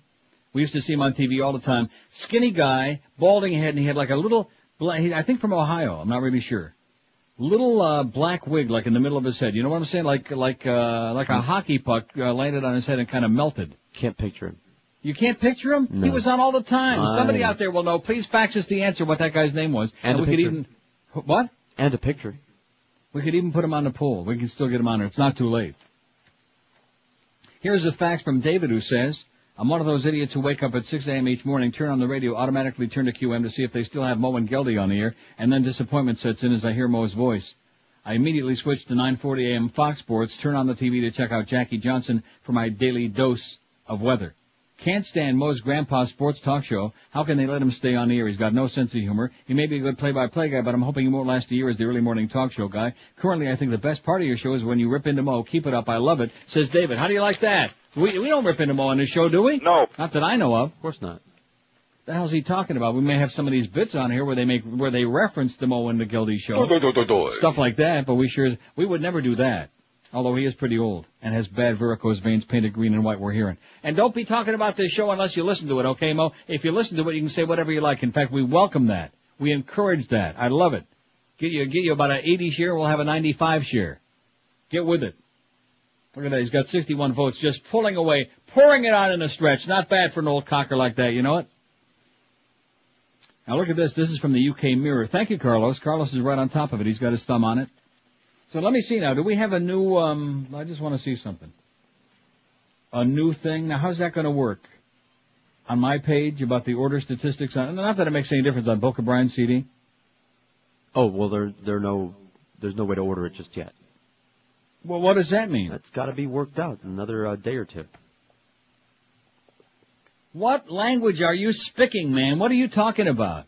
I just got all enthusiastic. I got goosebumps. I got so excited when I saw that cover on there, and now you're telling me that they still can't order it? They still can't order it. This is like a big tease, you know? It's like bringing Tom Welling out here on my patio, sticking him in front of the window stark naked and just saying, you can't touch, just look, you can't, he's just out here, you know? Well, what is that all about? Well, they got to get the thing rigged up for the credit cards and everything, and it takes a day or two. Jeez. See how you make me into a liar again? Nice going, Boca Brian, you bald-headed idiot. By the way, you win my pool. You got the worst-looking wig I ever saw. I still can't believe that he actually, wears that, on the way from his car into the building. I can understand. That. Huh? He's actually augmented it since he's gotten it. Oh. Trimmed it here, a little off the sides. I think he's carrying that Joe Pesci thing just a little bit too far, if you catch my drift. Anyway, the UK Mirror says, what a performance, what a politician, what a superstar. Oh! Bill Clinton played the parts of elder statesman, philosopher, and world leader at Labor's conference and played them to perfection. The heading on this, Clinton has the vision that Bush lacks. He was more idealistic and visionary than during his presidency and added the experience of 8 years in the White House. He ranged over an enormous vista of domestic and international issues, yet the focus was on the crisis which now faces the U.S., UK, and the world over Iraq. In place of the gung-ho, let's go get him rhetoric of George Bush, Mr. Clinton spoke with insight and common sense while still recognizing the menace of Saddam. This was the best articulation yet of how the Iraqi terror must be dealt with, from a former president who has gone to war, knows it might be necessary again, but realizes what that means. To hear Mr. Clinton talk with compassion and humanity about the slaughter of innocent people by smart bombs and stress the vital importance of working with the UN through a chasm between him and the warmongers in today's White House. He also praised Tony Blair for restraining President Bush.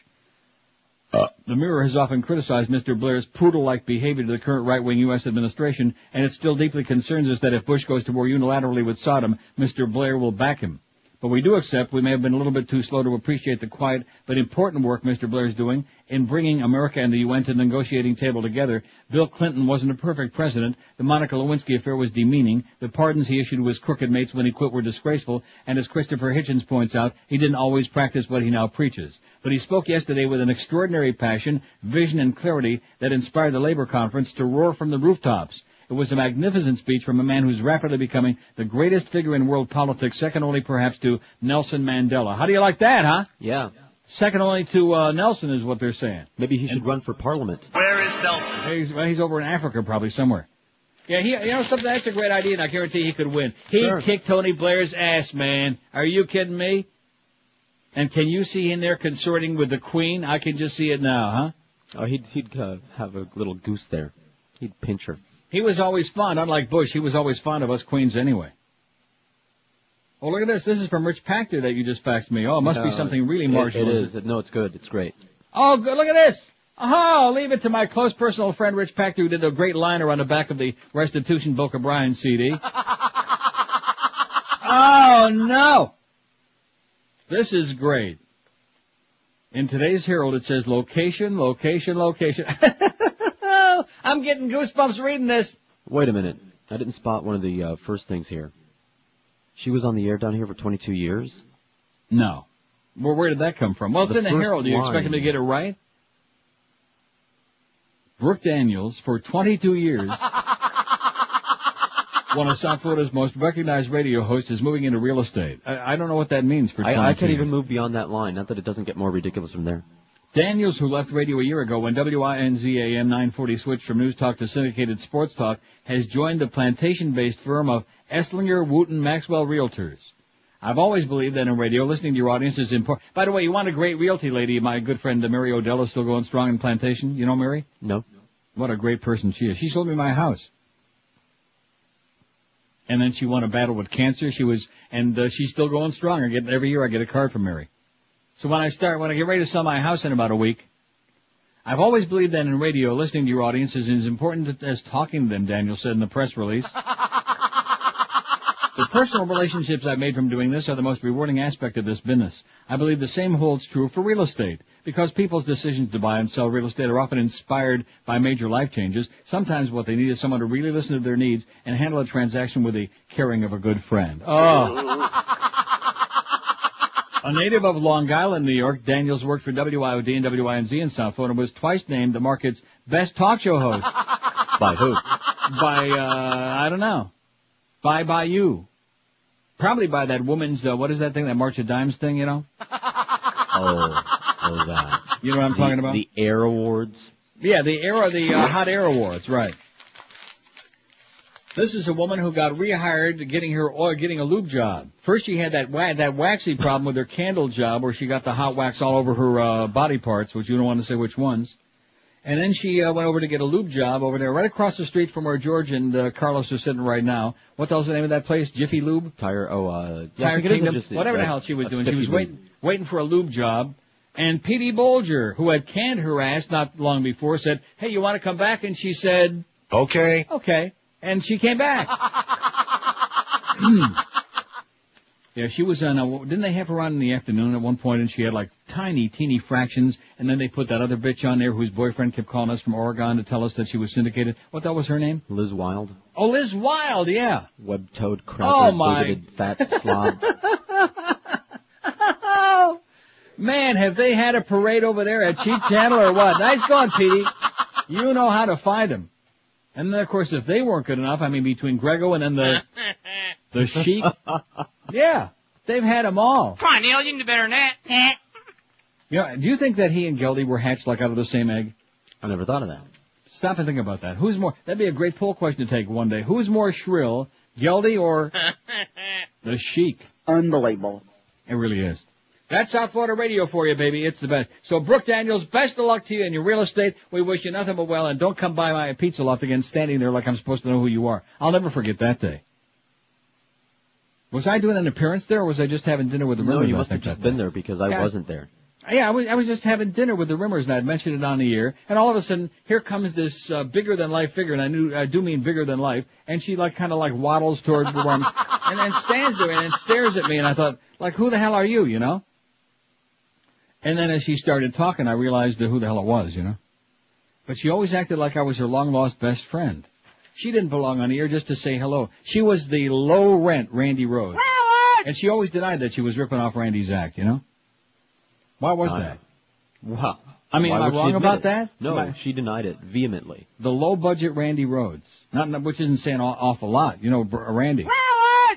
20 before 11 at 560 WQAM. I'm getting ready to do this story here. I better do my break, you know? Since I mentioned Pizza Loft, it must be my psychic powers kicking in again. Must be working. The brand new Pizza Loft is open, and I guarantee you, by the time I get home in a couple of weeks, it's going to be going really strong, baby, in Plantation. Nob Hill and Sunrise in that little strip shopping center on the northeast corner of Nob Hill and Sunrise, right beyond Walgreens. The Pizza Loft. And you heard Jeff the other day with that boring call he had. Boy, that was terrible. But at any rate, the good news was the same great food, everything fresh and delicious, cooked to your order, nothing prefabricated, nothing heated up in microwave ovens, which means you won't get any mushy side. There's nothing worse in my book than pasta that's overcooked. You know what I mean? Oh, it's slimy, mushy. Yeah, it's like Chef Boyardee or like Franco-American. It's mushy. You'll never get that at the Pizza Loft. Everything is cooked al dente, which means it's hard. And the pasta, too. It's cooked to your order, just the way you like it. And, of course, they got 3 different kinds of great pizza: calzone, super subs, chicken, veal dishes, seafood, and the best garlic rolls anywhere on this planet, just dripping with garlic. You'll have to wash your hands 4 times after you try those and after you hang out with Jeff.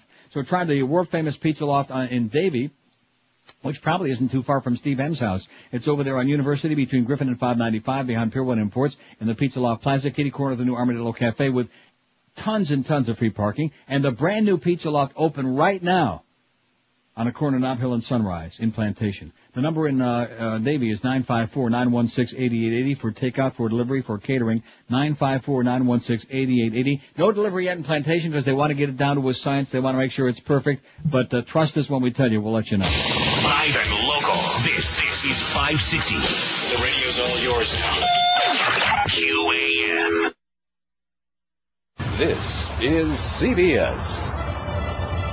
I'm Tom Brokaw. Tonight on the NBC Nightly News, a new FBI report shows that Arkansas and Kentucky are among the states with the highest rate of unsolved murders in the country.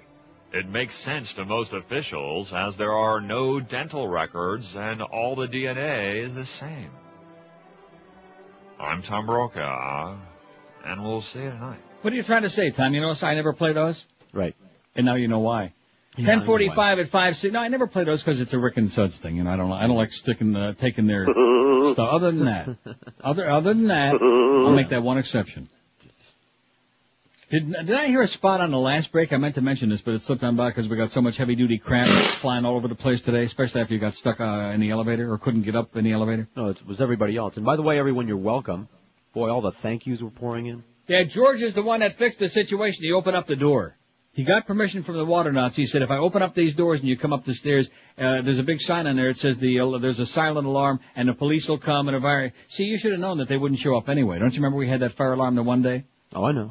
Which turned out to be bogus, and nobody ever showed up anyway. Oh, but my luck. And the fire station is right around the corner there on Ives Dairy Road. Right on the corner up from Chuck Subs on like about a block from there. And they never showed up. They don't like us. So anyway, did I hear Muff say something about he likes nuts? In the spot? Yeah. It was a spot on not this last break. Yeah, Planters in the previous spot break at the end of the break. Nuts. That's exactly what he said. He loves nuts. A delegate who climbed onto the stage where former President Clinton was speaking at the governing Labour Party's conference in England yesterday said he just wanted to express support for the former leader and maybe make a lunch date with him.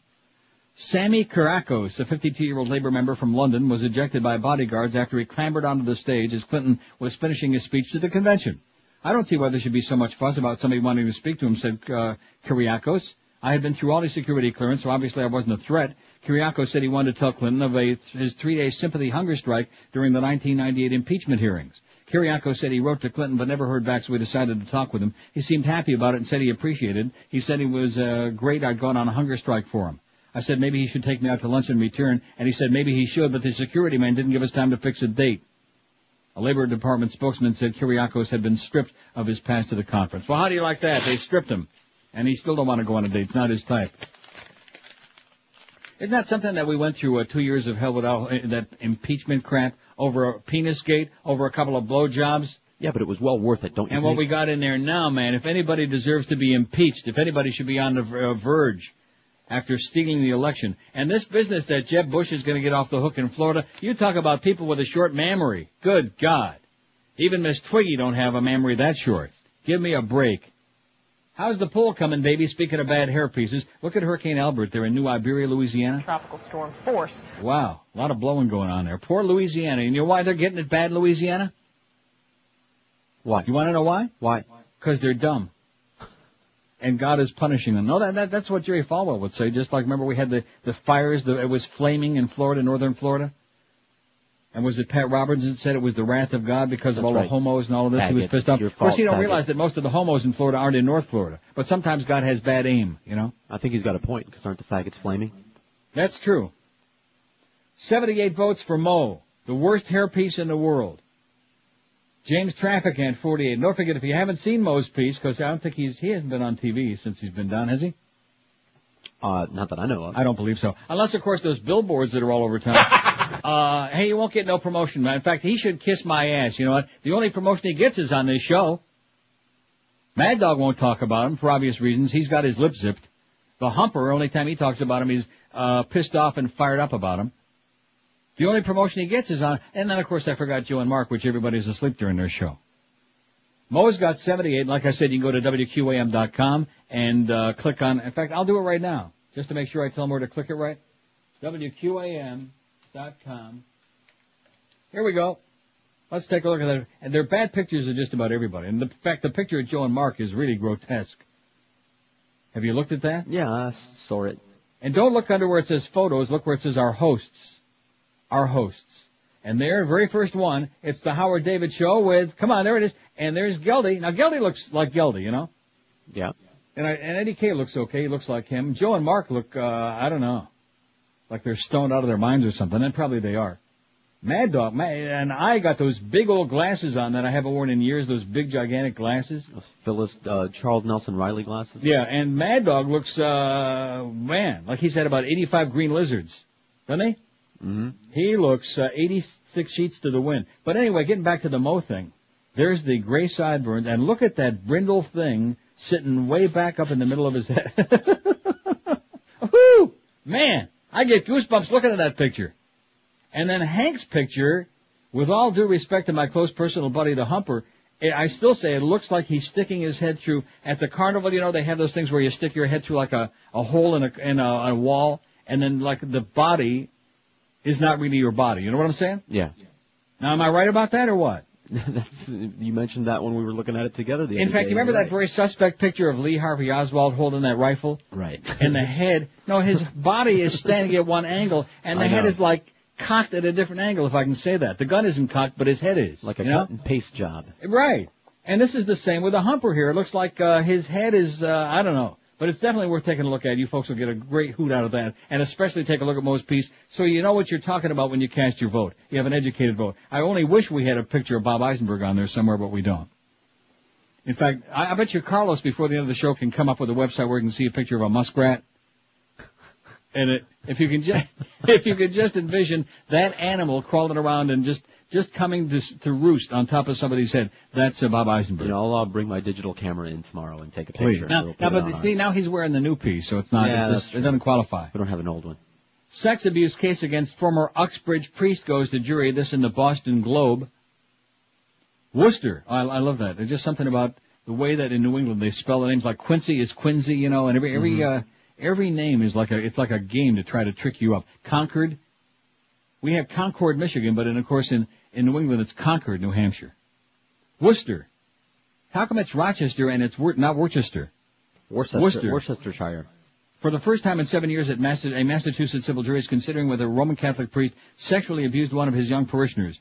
David Lucan, 48, of Webster, claims the Reverend Thomas Tizar repeatedly punched and fondled him in 1971 when he was a 16-year-old St. Mary's Church when he was at Altar Boy in Uxbridge. But attorneys for Tizar, now 61, of Dudley, who no longer performs priestly duties, say physical contact between the two men never went beyond a single back rub when Lucan was 17 and old enough to be legally consenting. They also claim that Lucan filed his case too late under statute of limitations. Too late! Would a 17-year-old engage in the type of contact that he thought was harming him? Louis Atois, Tizar's lawyer, said during closing statements in the case yesterday in Worcester Superior Court, where the jury began deliberations. Lucan's attorney says age isn't relevant in the case. There's never an appropriate age for an individual. This is written so poorly, and it's off the Boston Globe too. I can't believe it. There's never an appropriate age for an individual to engage in sexual conduct with his priest, Lawrence Hardon said during his closing statement. H-A-R-D-O-O-N. How do you pronounce that? Lawrence Hardon. The recent sex abuse scandal in the church has produced a rash of civil lawsuits against priests, but none so far has gone to trial. Yada, yada, yada. How do you like that? Huh? A very poorly written thing there in the Boston Globe. They must have been in a big hurry, in a big rush. 2 Miss Cleo executives get short probation terms in Missouri. Thank God for that. We don't think that anybody involved in Miss Cleo, even if they're charging for phone calls you never made, we like them a lot. Because if Jonathan Edwards can be on TV, if Maury Pupik and, who are the other ones, and all these other fakers can be on there, Jenny Jones and Ricky Lake, if they can be on there, if Dr. Phil can be on there, peddling phony advice. Don't forget Jen and Paul and right, and all the TV preachers, grave robbers. Come on. Then at least Miss Cleo was fun. She was fun, man. Come on, get your free reading. Call me now. Yeah, call me now, man. Get your free reading for $100. And she had the disclaimer on there. A very tiny print at the bottom of the screen. It says it's a scam and a sham, and you got to be a real sucker, and it's for entertainment only, and just give us the goddamn money. Hey, how come we don't all go to jail? We work at QAM. That's our motto. Just give us the effing money. We don't give a crap about doing a job for anybody. Just give us the money, okay? If you got any kind of business out there, we'll run some spots for you, maybe, okay, when we get around to it. But in the meantime, just give us your money. And that's our motto, and we're proud of it. I think seldom in the history of mankind, they're always talking about all the billing and they may budget. And, we got spots up the ass. I don't know why. I have no idea why. I haven't got the foggiest idea, even with the ratings we have on this show, because there's nobody in that sales department that really wants to do a job for anybody. Just give us the money. Let's write the order, get your signature on a piece of paper, and now just give us the money, okay, because we got to make billing. That's what it's all about. And we got to get that billing way up there, because if we're going to sell this damn station, we got to, goose those numbers up. You notice that the log is always like jam-packed just before a radio station gets sold? No, always. Really? Oh, yeah. Sure, because they want to get the billing up. Oh, look at this. We billed $2 million last month or whatever. I don't know how much we bill on this station, but an awful lot. A lot. Well, that's because a lot of it is like for phantom mentions. Oh, yeah, we'll mention you 4,000. That's why when we have these appearances, no, this is one of the biggest scams going. I've talked about it before. They sell mentions. And not commercials. You're not actually getting a commercial, but we'll mention you on Neil's show and Mo and Hank and for appearances. And that's why they always try to write a commercial every time you guys make an appearance, because they think they can con some of us into giving them a whole spot. I'm not going to do that. You're going to be out at some place, fine, I'll mention it, but I'm not going to give like a whole minute spot there, and then that's what they're paying for. Mentions. Which is why back during that OJ golf tournament, you recall those ugly days. Remember that? Oh, yeah. How come you're not reading that promo? Well, maybe we're not reading it because that big Schwarzer ex-Dolphin guy never gave it to us. He was too busy back there doing a screw-an. Didn't have time to write his freaking promo. He was busy drilling her with that gigantic black dildo. Or something gigantic and black, I'll tell you that. Don't you think? No, you don't think, and I'll tell you who's not too happy about it either. It's freaking Bob Vermouth. We're Sports Radio 560, QAM. Gordon gives South Florida a major blowjob.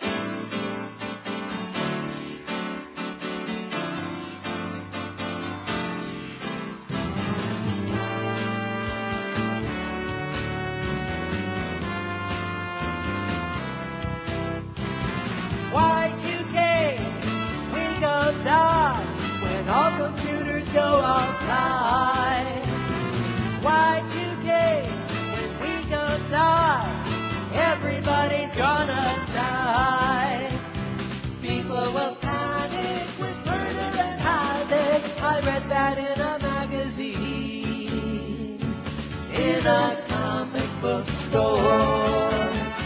if you believe it's the end of the world and see the market crashing again. For the millennium's a long time. Start jumping away.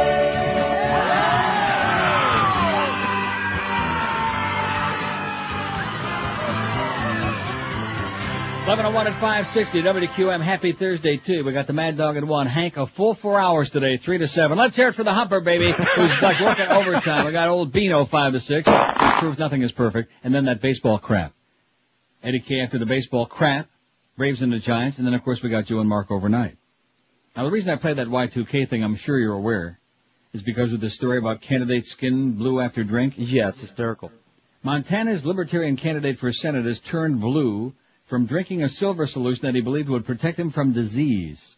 Stan Jones, a 63-year-old business consultant and part-time college instructor, said he started taking colloidal silver in 1999 for fear that Y2K disruptions might lead to a shortage of antibiotics. He made his own concoction, and of course this is a libertarian, by the way. What does that tell you? Right.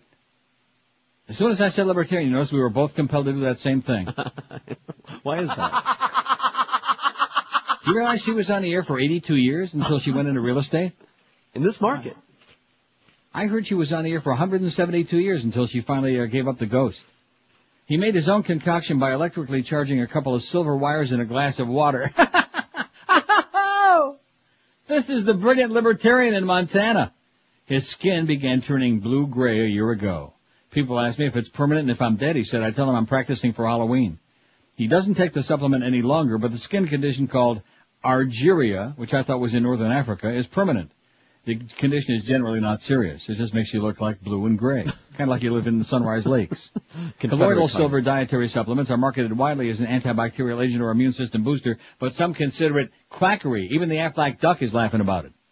Jones is one of 3 candidates seeking to unseat Democratic Senator Max Baucus in November. The others are Republican State Senator Mike Taylor, Green Party candidate Bob Kelleher, and none of them got a chance, especially the Libertarian candidate who's the blue-gray. Maybe he ought to run instead of on the Green Party, on the blue-gray party. That might be good. 2 Miss Cleo executives. I started on this, and then you got me sidetracked there with that crap, whatever the hell it was. What was that? Something about rape? 2 Miss Cleo executives get short probation terms in Missouri. The 2 Fort Lauderdale men, which we had this story yesterday here on C-SPAN audio, accused of bilking consumers of $500 million through their Miss Cleo TV psychic operation, flew to St. Louis yesterday, pleaded no contest to felony fraud, were sentenced and flew right home after the corporations paid a $50,000 fine. Oh! We think that's fine with us. You know what I'm saying? Oh, we're fine. Right. Stephen L. Feeder, 52, was on probation for less than an hour without ever leaving a courtroom. Then a judge ruled that his fine paid, he had satisfied his probation and was free to go. His cousin Peter Stoltz, 54, got a longer probation. The judge gave him a maximum of 2 years. His lawyer said he expected that to last no more than 5 months. It was a very good deal, Feeder's defense attorney, Ed Dowd, told reporters outside the courthouse. My client paid no fine, his corporations did, and is not on probation. What he did is come here and spend an hour in the beautiful city of St. Charles and is now back in Florida. St. Charles, Missouri is a suburb of San Luis.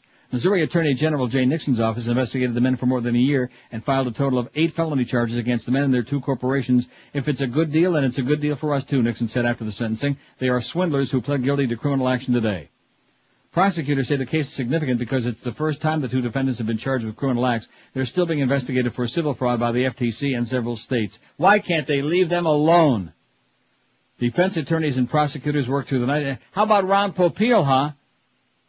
How about that drying, what is that thing, that machine, the drying tray that you dry your wheat? The dehydrator? The dehydrator thing that you dry your wheat in over at Steve M's house in Davie. I think we ought to give Steve M's number on here because I understand there's a shortage in town. There is a shortage. P.D. Lenny's got the number, by the way. Ask him if he needs some help. All right. If you run dry. I'm dry. Defense attorneys and prosecutors work through the night to come up with plea agreement. Part of it is there will be no record of either man's conviction unless they violate their probations. Feeder said his criminal record already is sealed. Is he embarrassed by what he did? Not at all, he said as he ran from the courthouse. In Stoltz's case, he'll have a clean criminal record unless he commits any more frauds in Missouri, which he denies he ever did. The other requirements, according to Assistant Attorney General Rexham, well, it's got a whole thing. They agree to do this and they won't do that. Burleson estimated that the Miss Cleo operation had collected about $1 billion nationwide and that half of that was gained by deceit. Feeder and Stoll said that did that by advertising free telephone consultations with Miss Cleo, supposedly a Jamaican-accented psychic, but actually a Los Angeles-born actress and playwright who lives in Fort Lauderdale. And we like Miss Cleo a lot on this show. Initially, the men hired in-house psychics who supposedly had some quality. And let me ask you this. How come Shirley Tweeters and our good close friend, what's-her-name, had pitched out Joe Costello from a Power, Bo Griffin. Bo Griffin. How come they didn't wind up going to jail? They had the same scam going. Sure. At least as far as the psychic thing. Psychic my ass, okay?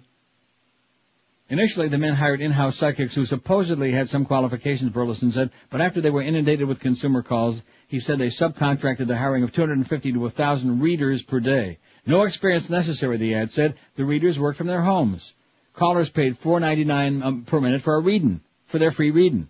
Readers had to keep them online for more than 19 minutes or they might not get any other callers. Thousands of callers were put on hold, running up hundreds of dollars in bills without ever talking to any psychic, real or otherwise. Both defendants owned the two telemarketing firms and Feeder was in charge of day-to-day operations, Burleson said. Miss Cleo, known as Uri Harris of Broward County Community of Southwest Ranches, there's that again, did few readings, less than a third of 1%, Burleson said. She was a paid employee, and she was not charged, by the way. She didn't do nothing, Miss Cleo. The defendants first pleaded not guilty, then changed to no contest, meaning they acknowledged there was enough evidence to convict them. Even Circuit Judge Nancy Schneider admitted she was confused, repeatedly mistaking the defendants' pleas for guilty. Innocent of every offense, Dowd told the judge. Members of Cub Scout Pack 530 from Francis Howell School District watched the pleas to help earn their citizenship badges, said 10-year-old Chris Carter. There was a lot of big words. Oh.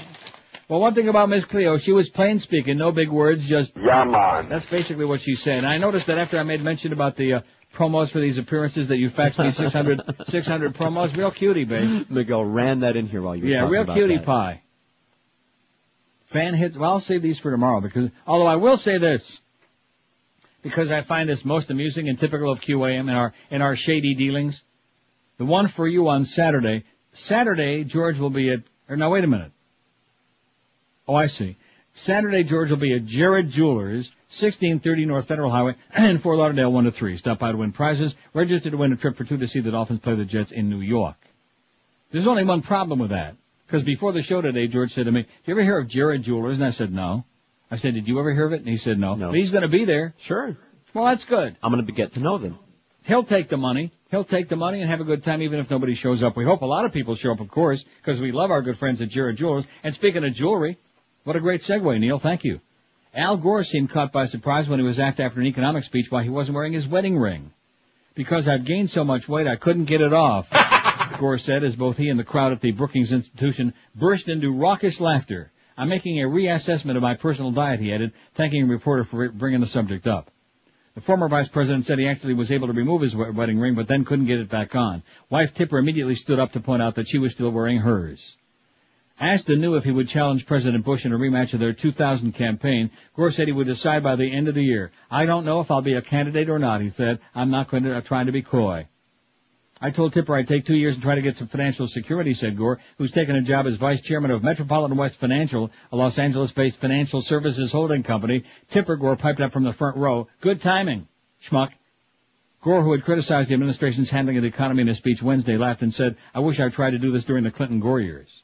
In other words, when the economy was going strong, when people had two dimes to rub together, instead of another one of these goddamn right-wing recessions like we're going through now. Although the market, look at that. Dow is up 45.5 points. NASDAQ's down 6.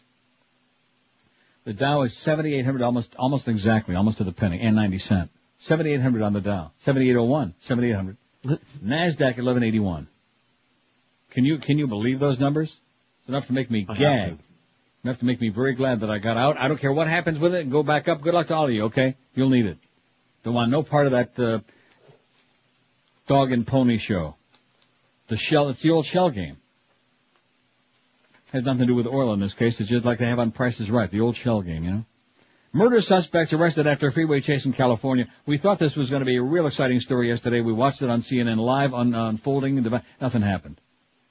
3 men wanted for questioning about a murder led authorities on a 40-minute freeway chase yesterday before their truck was forced into a spin on a residential street. The chase started around 7 o'clock yesterday morning, shortly after a slaying in Buena Park, California. Highway Patrol Officer Jeff Perez said information about the killing wasn't available. Well, what does that mean? The pickup truck sped past commuters on I-91 and adjacent freeways and streets. As the people inside threw objects out a window, the speed was not immediate. Nothing was available. It was not immediately known what was discarded. In other words, they don't know anything. This is from USA Today, where they're going, blah, blah, but don't we have a lot of nice, colorful pictures? The driver turned into a residential street in this city, Orange, about 35 miles southeast of L.A. Police rammed into the truck's rear right wheel using the so-called pit maneuver. It sent the truck spinning into an iron fence. One of the men inside ran hidden in a clump of trees, but soon surrendered with the two other men. After the chase ended, a Buena Park police officer shot and wounded the driver as one of the passengers ran hidden in a clump of trees. And then you know what it says? I give up. The driver soon surrendered with the other two men. Just like it says, USA Today, man, for people who can't read, people who can't even understand on the C-SPAN of the air. People who just want to see those really colorful pictures. And boy, they got a lot of them, you know. In fact, even every section in USA Today has got its own special color. Have you ever noticed? I know. I like the weather map best. The purple section and the green section with the money. Green, you follow? Green for the money, huh? Got it? And purple people. And for the purple people in the people section there. And the sports, which I don't remember I guess it's red. Meaning that most people who gamble on sports are usually in the red. Or maybe it had something to do with Red Grange or Red Kelly or Red Smith, rest in peace. It's 11 past. Speaking of Red Kelly, how's that hockey team doing? I see the Bruins and the Panthers scoreless tie last night in an exhibitionist game. Boy, that must have been really exciting. God. Don't start talking hockey, okay? You'll get the Mo-Man upset and he'll turn it off. He wants to hear that Neil, the bedtime stories and the C-SPAN of the radio. He wants to hear that stuff. And of course, the organ grinder. That should be our promo now. Listen to Neil and George and Carlos monkey around for 4 hours midday. Huh? What's wrong with that? That would be, hey, it beats your lot of the promos they're running demos on that station. Is Clarence showing his face anymore, or is he laid out? Haven't seen him today. Nah, you won't see him anymore. He's like fading into the background now. He's a good kid, but he's just fading into the background. There are budget meetings going on, you know. Oh, I see. And probably because of the sale that I'm hearing about. The auditors were in. Now, maybe, the auditors were in because the budget meetings are going on. Maybe it's just that time of the year. It's October. It makes sense to me, huh? Right. Isn't that when most people begin their next physical year? Is in October? Yes. In fact, speaking of physics, I think that it couldn't hurt. P.D. Lenny, they ought to tie him up and stick an enema tube up his ass and clean out it. Give him a high colonic. Sounds good to me. I could just see Fat Boy tying his ass up. Huh? Can't you see that? Well, not if he got a head start. Well, somebody'd have to hold on, you know. I can just see that right now. Give P.D. Lenny and clean his system out, man. He is so full of crap. It's coming out of every pore in his addled body. He is just, creepy. Hey, if you love your home but you need more space, here's the answer for how you solve that dilemma. Do what hundreds of other smart people like George are doing. Call our good friends at Strictly Edition. Whether you're having a baby, need another room, if you're converting a carport or patio into living space, if you went into business for yourself, like maybe you got a boiler room going back there, maybe Miss Cleo's coming to work for you, and you want to make a home orifice for her, call Strictly Editions. They're your one-stop shop, your more space for your place, with an absolutely, positively worry-free approach to expanding your living space. Those no-shows by other contractors will never happen with these folks. And, of course, incomplete work, no chance. No unexpected bills, no worries about the job not getting done right. And the people at Strictly Editions take care of every single last detail. They draw up your blueprints, they get the building permits for you, and they handle all inspections, too. Here's their 5-step easy approach to total customer satisfaction. First, they call to schedule a free project evaluation appointment right in your house, at your home, where a project estimator will determine the scope of your addition. Secondly, they schedule a bid appointment in their convenience showroom where you'll get a detailed proposal and an exact price to the penny for the work. Third, select your finishing touches, go to contract. Fourth, review the design architectural drawings. And then 5, sit back and relax with a big smile on your puss as your dream edition moves ahead on schedule with unbeatable quality. It's a piece of cake. Give Strictly Editions a call, 954-791-8100. They serve all of Broward and South Palm Beach. You can look at their ad in the yellow pages if you like. They're licensed, they're insured professionals who care about doing a super job for you. 954-791-8100. Tell them that Neil and old P.D. Lenny told you to call Strictly Editions. Live and local. This is Sports Radio 560 QAM. Hey, it's Howard.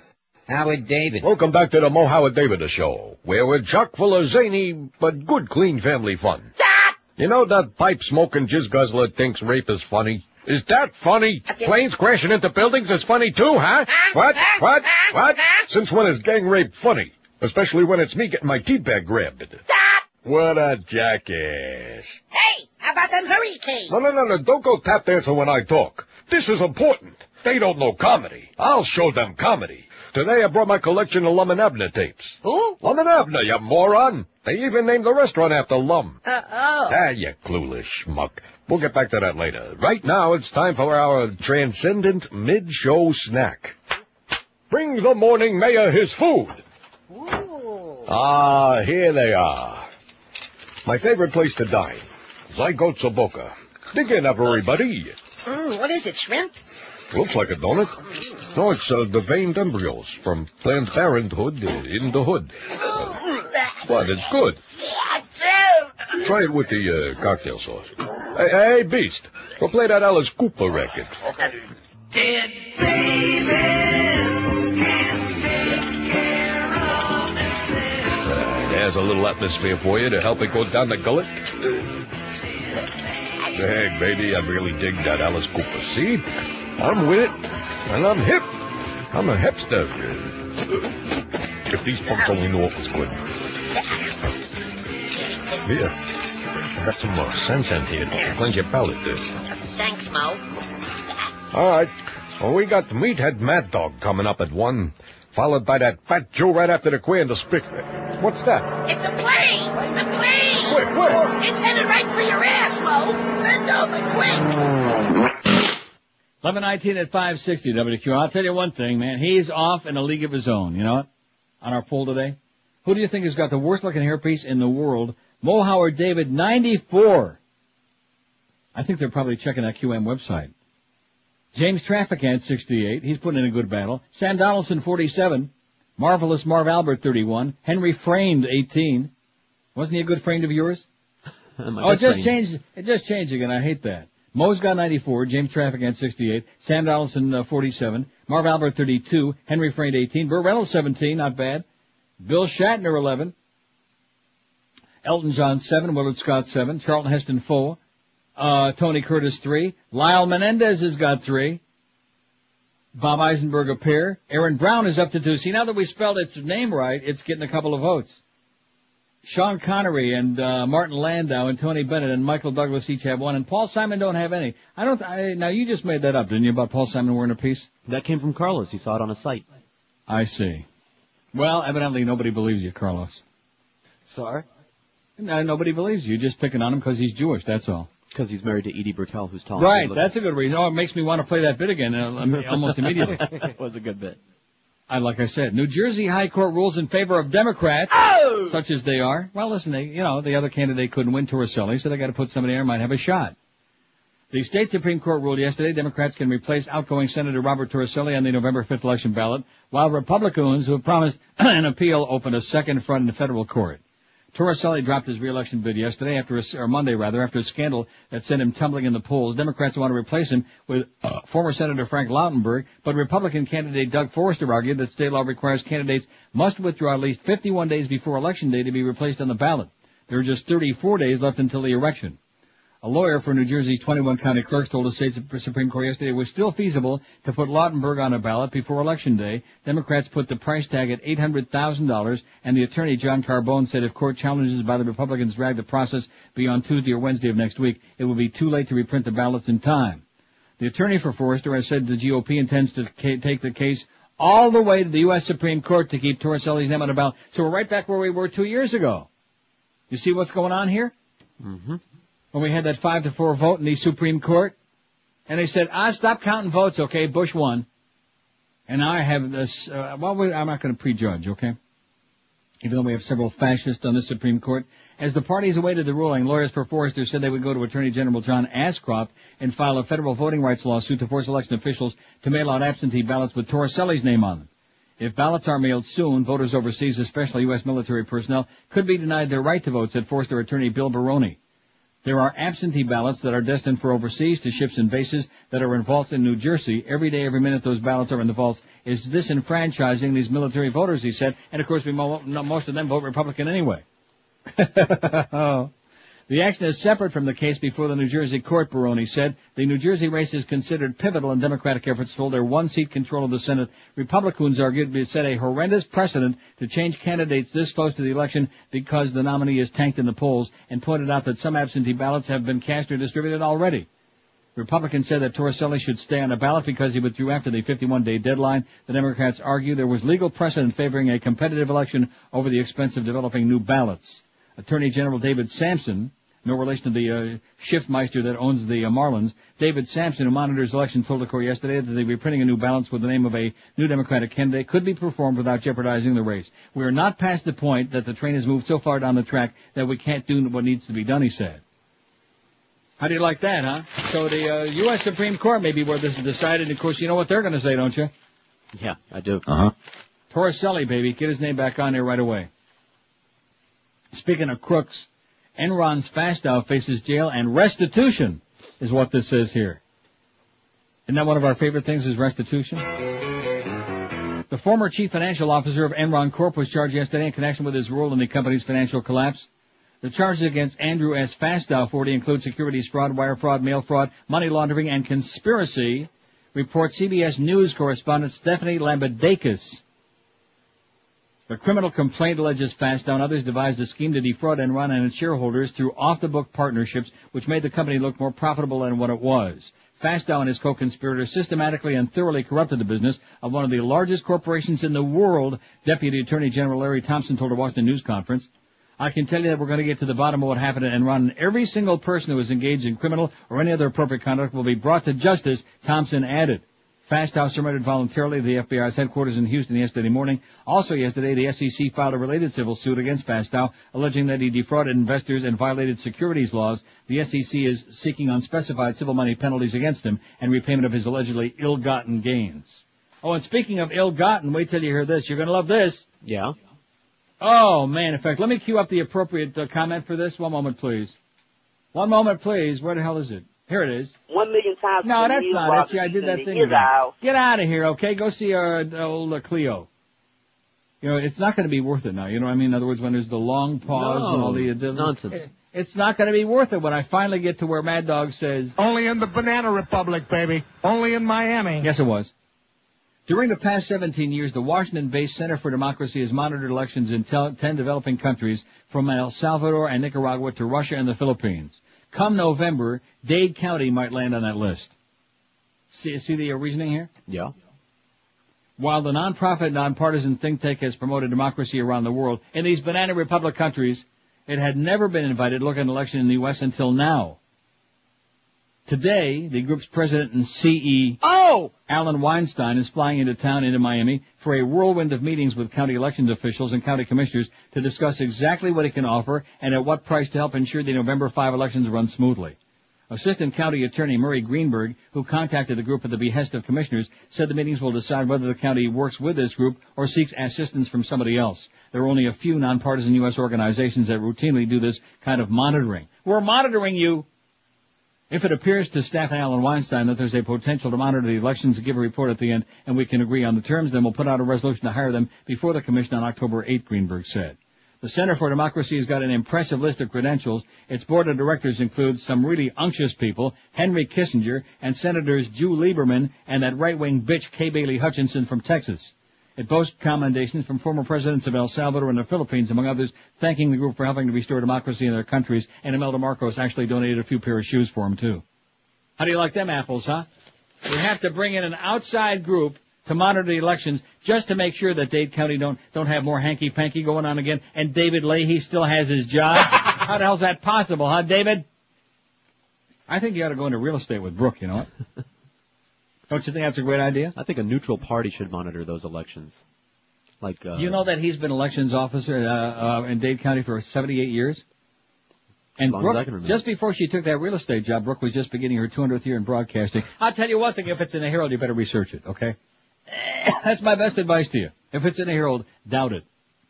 Hey, does this sound like you? Overworked? Uh-huh. Underpaid? Uh-huh. Stuck at a dead-end job? Yes. Underappreciated?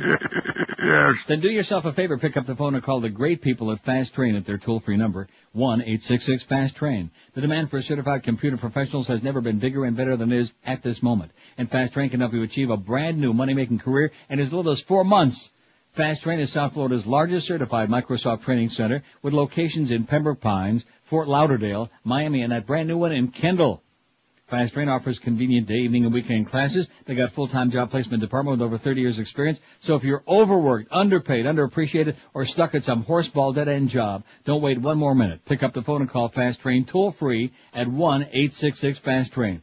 Think about it. In just 4 short months, you'll be on your way to becoming a high-paid computer professional and a career with great earning potential. Take my advice. Listen to Todd Reck. He knows his crap. Pick up the phone and call Fast Train toll-free at 1-866-FAST-TRAIN. In fact, he'll tell you where to get some good crap, too. That's 1-866-FAST-TRAIN, or check him out on the web if you like at fasttrain.com. Live and local. We're Sports Radio 560 QAM. Know that the Lord even loves Neil Rogers. Ramadan, Ramadan, Ramadan, Ramadan, Ramadan, Ramadan, Ramadan.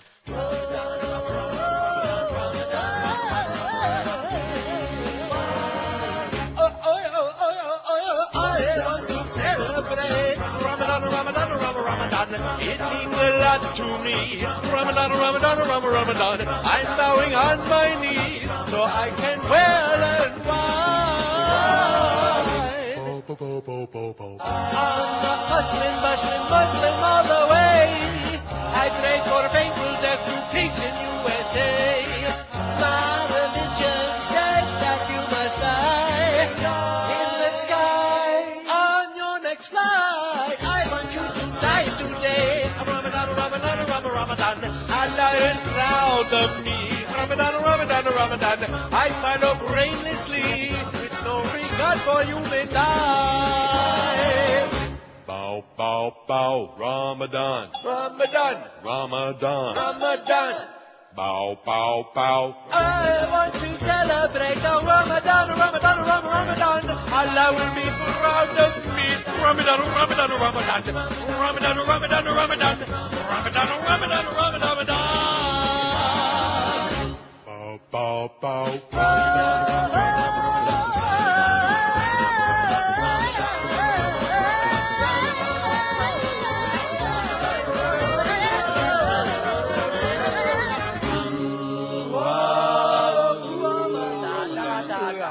11:32 at 560 WQAM. Now, did you see the name of this guy in the story about Iraqi officials suggest a duel?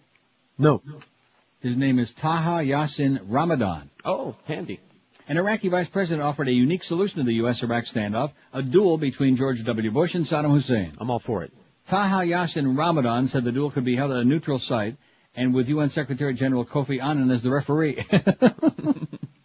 Ramadan, wearing a green uniform and a black beret, made his remarks without giving any outward sign that he was joking, although reporters who were present detected a note of irony in his voice. He kept going, like that. Kind of like Greg always does. A president against a president and a vice president against a vice president, and a duel takes place if they're serious, and in this way we're saving the American and the Iraqi people, Ramadan told the Associated Press TV network.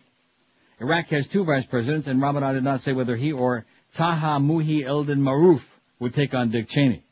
Ramadan also said that his government was not concerned by U.S. lawmakers' support of a congressional resolution that would authorize the president to use military force against Iraq. We pay no attention to this issue, he said, adding that approving such a resolution makes no difference to Iraq. Ramadan criticized U.S. efforts to delay the return of UN weapons inspectors to Iraq until the Security Council adopts tougher measures that will give the inspectors broad new powers to hunt for weapons of mass destruction and provide them with military backing. He said such efforts were aimed at hampering the inspection process. The Americans were surprised by the agreement reached by Iraq and the UN, so their reaction was unbalanced, he said, referring to the deal in Vienna Tuesday between Iraq and Chief UN Weapons Inspector Hans Blix. So there you go. How about a duel, huh? Is what he said. What kind of weapon would you like to see? Moving right along. Sorry. Because you're going to say something tasteless and something bad, and then we'll have the Secret Service in there, and a whole bunch, and then they'll get stuck in the elevator, and your ass, you probably get deported. Which is still not working, by the way. Just shut up. Oh, the elevator still ain't working? No. Isn't that something? So how's Fat Boy going to waddle up, get upstairs? He's not. Isn't that something? So Fat Boy, what is he doing? Just hanging out in the parking lot down there all day? Man. He's working out of his house today. I see. When in doubt, he's working out. I thought maybe he'd go over like to Treasure Island or something. Shh. Huh? For a quick hand job, something like that? That would be a client call. That's actually working, you see.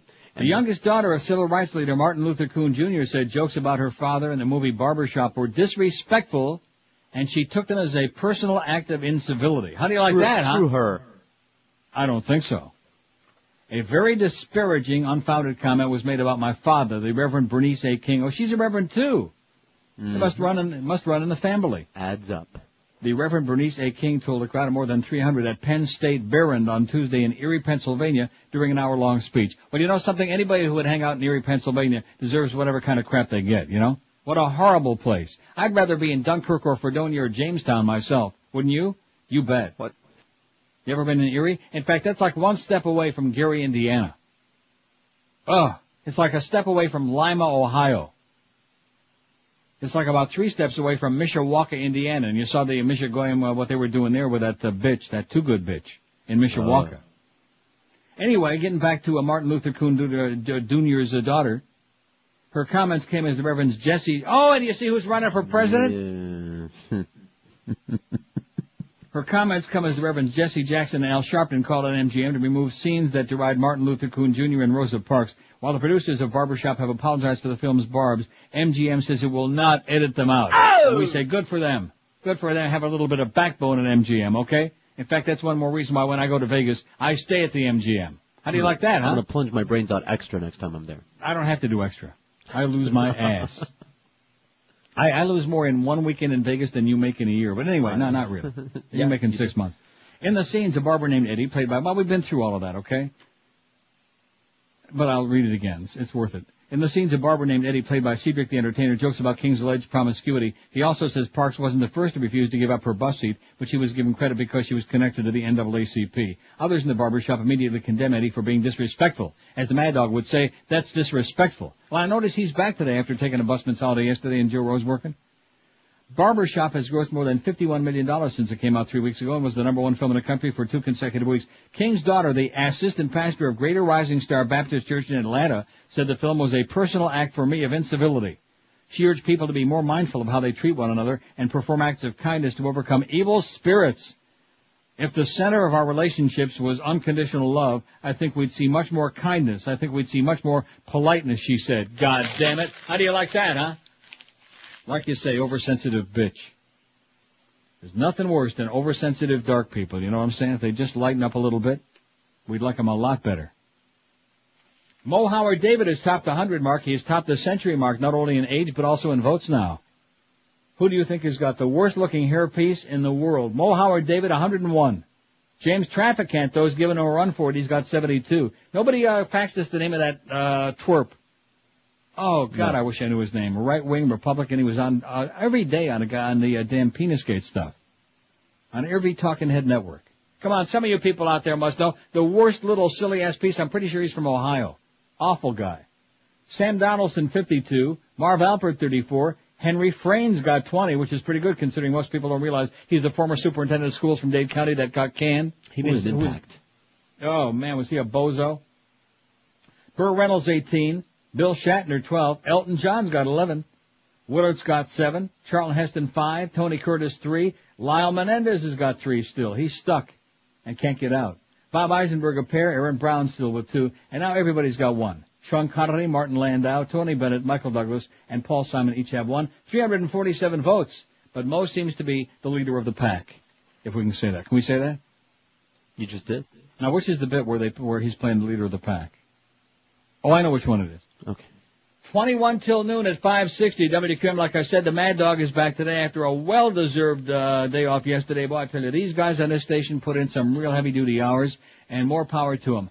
Fewer hours, more money. That's the deal. Big bucks, fewer hours. That's what we want. Work maybe 1 or 2 days a year, get paid about 6 times what we're getting paid right now. We'd say, all right. Okay, sounds good to us. Bring on those new owners, okay? And let's hope they pay us on time for a change. You know, there's never been a better time, speaking of money, to buy a new home or refinance that existing home because the rate of 3.95% sounds absolutely unbelievable. That's right. Financial Group can offer you an unprecedented 3.95%. If you just pick up that phone and get the information about it, there's no obligation. Just call Financial Group. They'll answer all your questions, tell you how this works. Call 1-800-940-LEND. That's 1-800-940-5363. The money you're going to save is amazing. Think about it. You can get yourself a $100,000 loan for only $450 a month, or a $200,000 loan for only $950 a month. The process is simple. You'll save yourself thousands of bucks each year. So pick that thing up and call our good buddies, the folks at Financial Group, at 1-800-940-LEND. There's never been a smarter time to get you a low interest rate. Call Financial Group and you'll be on your way to saving a lot of cash. They're an equal housing lender. Credit restrictions do apply and rates are subject to change. So call them right now while you be thinking about it. Call 1-800-940-LEND. That's 1-800-940-5363. Live and local. This is Sports Radio 560. QAM. Ryan over here. Gee, thanks for being nice to me today, Mo. Don't mention it, Goldie. You're not gonna get raped again today, are you, Mo? You know why? Why's that, Mo? 'Cause rape's not funny. But I ain't gonna be a mean man no more. If they think that's funny, that's fine by me. Wow, you really changed your ways. Forget about it. I'm turning over a whole new Fig Newton leaf. You have a nice day in paradise, my cuddly friend. Hey, Mo, look out for that truck. Mo looked like a shapeless pile of goo. Ew. To show my respect, I stole his shoes. I wasn't even cold before that bastard boosted my shoes. I don't want to say I'm glad. Outside of being a nasty old schmuck, he wasn't bad. It's a Machaya. Mo Howard David's dead. Mo Howard David's dead, but his wig lives on. Mo Howard David's dead, but his wig lives on. Mo Howard David's dead, but his wig lives on. And I'll tell you, his wig is doing pretty good. If he would be doing as good in the numbers as his wig is doing, he'd have an 80 share. 103 votes winning in the landslide today. Plot thickens for Martha, our close personal friend. A brokerage assistant involved in an insider trading probe surrounding home decorating expert Martha Stewart pleaded guilty to a misdemeanor yesterday, cutting a deal with prosecutors that signals further legal trouble for Stewart. Douglas Fanuel, 26, pleaded guilty as part of a deal to testify against Stewart and others who might be charged in connection with sales of Imclone shares last December, just before the stock price plunged on news that the FDA would not review its highly touted cancer drug Erbitux. In court, Fanuel said that during his interviews with law enforcement officials, I did not truthfully reveal everything I knew about the actions of my immediate supervisor and the true reason for the tippee sales. He was the tipper and she was the tippee. You like that? Yeah, I like it. I thought that was somebody who drank beer by the yard. You ever drink beer out of one of those long glasses? They have those long things. No, I never have. You've heard about that though. Sure, I've seen it. In the pubs in Boston, at least when I lived there, which is like 40 years ago. But that was a very big thing, drinking beer by the yard. And supposedly you get just fairs in no time at all. Like carnivals and fairs, they sell those all the time. So doesn't that make you also the tippee? Like Tipper Gore. Or just tipsy? Merrill Lynch, where Fanuel worked, handled Stewart's sale of nearly 4,000 Imclone shares. Fanuel reportedly had accepted Knicks tickets in exchange for hiding his knowledge from investigators of the alleged insider stock deal involving Stewart. Court papers said he received an extra week of vacation and a free airline ticket. Stewart's name did not appear in the criminal information filed yesterday before the magistrate in Manhattan Federal Court. Prosecutors are still trying to determine if Stewart was tipped off by her friend Sam Waxel, Imclone's founder and ex-CEO, or her Merrill Lynch broker, Peter Bogdanovich, who was Fanuel's boss. Every time I see that name, I think of Peter Bogdanovich. Why is that? I don't know. They're close. I don't either. Similar.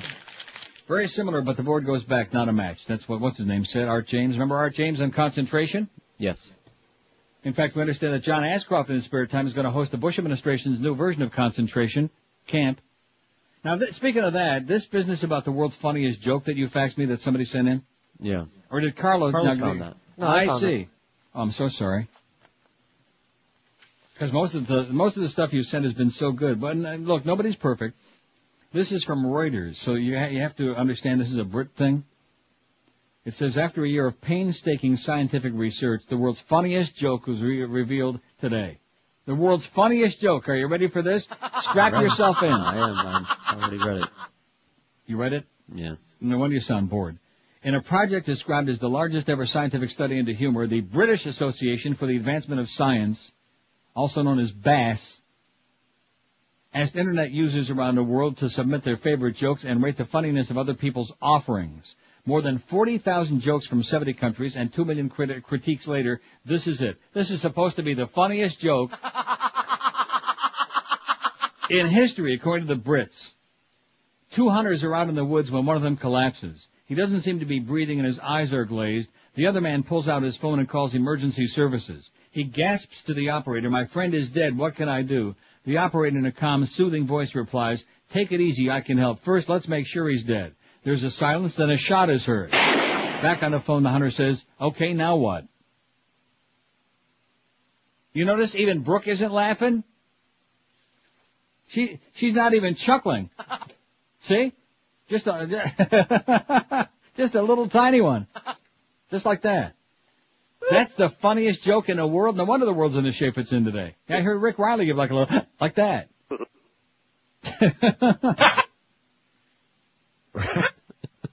Researchers found significant differences between nations in types of jokes they found funny. And of course, Joe Pesci said, "You think that's funny?" Who else said that line? Remember in the network? They were all, what's his name? Bill Holden was telling that joke again about take me to the foot of the George Washington Bridge. Right. And the news guy, he comes in and says, you think that's because they're all cracking up in the newsroom? Mm-hmm. You think that's funny? They just want to put Howard Beale back on here doing his angry man thing. Yeah. Remember that? What's wrong with being angry to a prophet denouncing the hypocrisy of our times? That's got to be in my book, because there's so many stupid people out there. The most underappreciated movie of all time, next to Deadbolt with Adam, what's his name? Baldwin. That was a pretty good flick. And you're right. If there's a movie on that you haven't seen before, why not give it a shot? You know? Absolutely. It might be a sleeper. I enjoyed it. I even missed Guiding Light yesterday, or at least most of it, so that I could watch that movie. It was on from 2 to 4 on Showcase. Deadbolt with what's her name again? Justine Bateman. Justine Bateman and Adam Baldwin. And the movie was from 10 years ago, which means he was 30 then. I'll tell you, for a guy to look 30, still looked pretty good to me. And he's a good actor. And I didn't watch it just because he was in it. All I will say, I am mesmerized by Adam Baldwin. I don't know why. I mean, there's better looking guys than Adam Baldwin, but he is mesmerizing. There's just something about him, you know? You just want to, take a peek at it. People from the UK, the Republic of Ireland, Australia, and New Zealand preferred gags involving wordplay such as, patient, doctor, I've got a strawberry stuck up my bum. Doctor, I've got some cream for that. And they do say that, by the way. At least bum. It was short. Yeah, I know. Oh. Which cracks me up. They could be saying something deadly serious and it'll still crack me up. Americans and Canadian, and Canadian jokes are the all-time worst, okay? It always involves those two guys in Moose Jaw or something, you know? Americans and Canadians' favorite jokes where people were made to look stupid. Texan, where are you from? Harvard grad. I come from a place where we do not end our sentences with prepositions. Texan, okay, where are you from, jackass? Meanwhile, many Europeans like gags that were surreal or made light of serious subjects such as illness, death, and marriage. A patient says, Doctor, last night I made a Freudian slip. I was having dinner with my mother-in-law and wanted to say, could you please pass the butter? But instead I said, you silly cow, you completely ruined my life. What? Yeah. I think that's enough. Although here, death earned big laughs in Scotland. I want to die peacefully in my sleep like my grandfather, not screaming in terror like his passengers. That's not bad. It's good. I like that. Come on, Brooke, you can do it, sweetheart. I mean, after 72 years on the air in South Florida, a little chuckle is in order, huh? And animals figured prominently. Take the number one joke in England. Oh, this ought to be good. 2 weasels. See, I knew there'd be gerbils involved if it's in England. 2 weasels are sitting on a bar stool. One starts to insult the other when he screams, I slept with your mother. The bar gets quiet as everyone listens to see what the other weasel will do. The first yells again, I slept with your mother. The other says, go home, Dad, you're drunk. Like I said, woo, man. And what's this thing you just faxed me from Gene Lyons? Who the hell is that?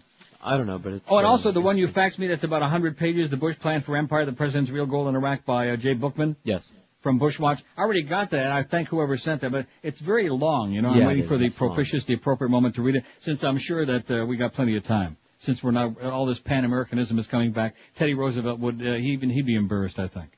I'll tell you what, let's start slow. Let's invade the Philippines. Oh! Get all them damn shoes back from the mill. Go for Teddy right now. Just as revenge for what's his name, Andrew Cunanan. Let's just invade the Philippines. And he said they smelled bad over there. Remember that? Right. Oh, and speaking of that, the room around the building is, which I'm surprised. Well, you must have been out in the hall trying to get the elevator working again. But Petey Lenny told me that our good, close personal friend Greg was in the tea room this morning after Mo went in there and dropped a little number. And Petey opened up the door and there was Greg on his hands and knees sniffing around the edges of the bowl. And he says, he's right. His Schmidt don't stink. Can you believe that? No. Oh. Meet the new boss, same as the old boss. Now, what is this about? Because I got about Bush. It's about Bush? Well, I got other Bush stuff. CIA rejects request for report on preparations for war in Iraq.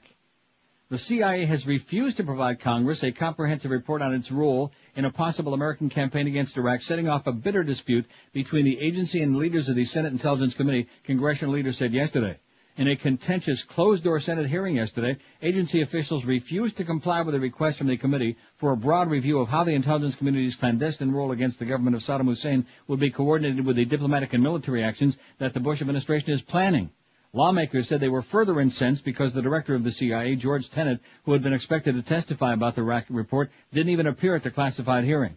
A senior intelligence official said Mr. Tenet was meeting with President Bush. Instead, the agency was represented by the Deputy Director, John McLaughlin, and Robert Walpole, the National Intelligence Officer for Strategic and Nuclear Programs. The agency rejected the committee's request for a report. After the rejection, congressional leaders accused the administration of not providing the information out of fear of revealing divisions among the State Department, CIA, Pentagon, and other agencies over the Bush administration's strategy in Iraq.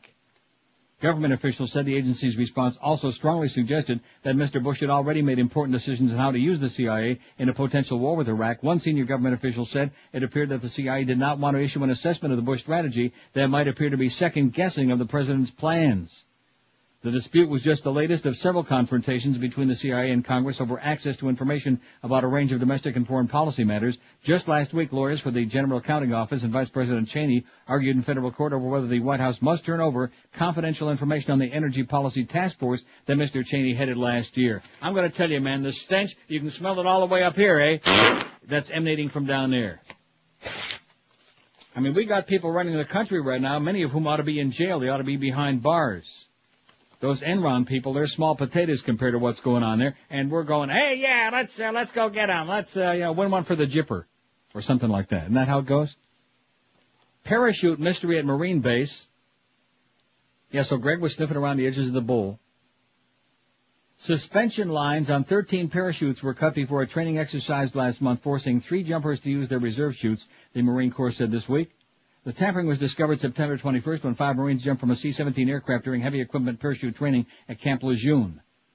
3 parachutes malfunctioned and the jumpers used reserve chutes to land safely, a statement from the Marines said. An inspection showed the lines of the 3 parachutes had been cut in a way to avoid detection, the statement said. At least 9 other chutes still packed and waiting on shelves in warehouses were found with similar problems. It was unclear where the 13th sabotage parachute was found. A call to Camp Lejeune Public Affairs, of course, was not returned. Main investigators and agents from the Naval Criminal Investigative Service are looking for a possible saboteur. You know who I think it might be? Who? I think it might be somebody we haven't talked about on the show in a long time. He's an agent provocateur. Yeah, saboteur rhymes with provocateur. Might be Dick Fatherly. Isn't he dead? That's what I heard. I think he's still dead, by the way. I could be wrong. Who do you think has got the worst-looking hairpiece in the world, the worst-looking piece? Mo Howard David, 107. James Trafficant, 80. Sam Donaldson, 56. Marv Albert, 36. Henry Freund is up to 21 now. He's moving up the ladder. Burt Reynolds, 19. Bill Shatner, 13. Elton John, 12. Everybody else in single digits. Everybody else has got a single digit. Speaking of your hair, by the way, I think it's a great lead-in for Chuck Alfieri, don't you? Mm-hmm. Because that's the choice you got, guys. You can either look like some of these clowns on this list, or you can look like a mensch. You can look like you got real hair on your head, instead of like some horrendous, grotesque animal from outer space just flew in and plopped right down on your forehead.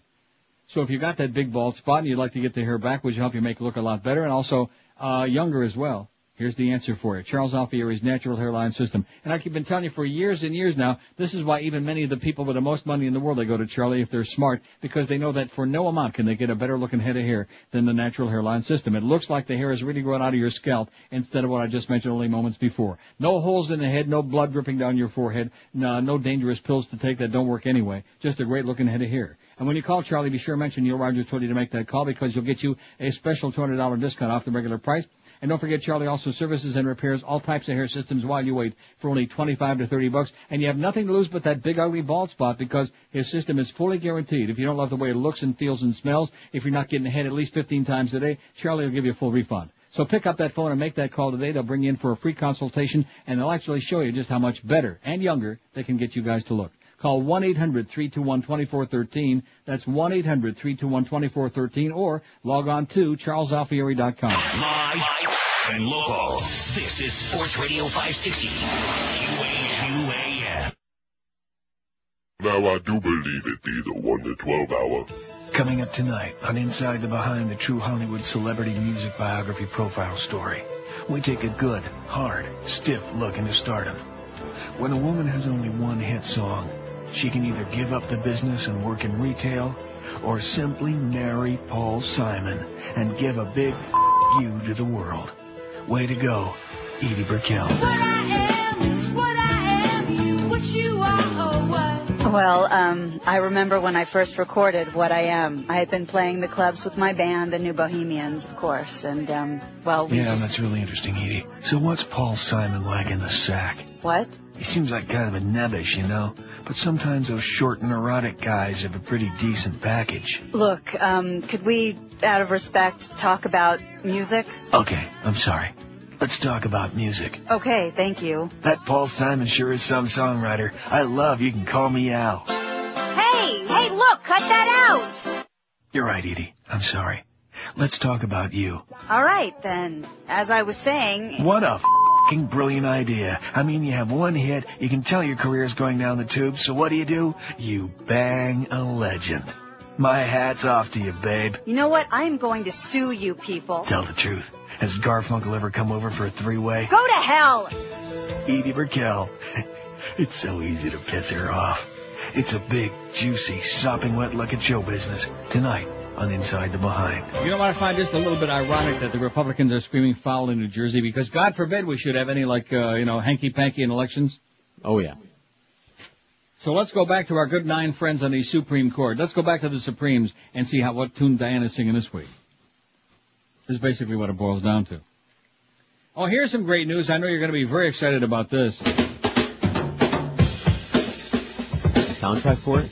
The king still reigns, baby. It's still raining. He's still doing it. He's dead, but he's still doing it. Where the hell is he on it? A little less conversation, a little more action, please. Anyway, Elvis may have left the building, but he's still in the record store, and he's managed to sell 500,000 copies of his new disc to debut at #1 on the album charts. All this aggravation ain't satisfaction in me.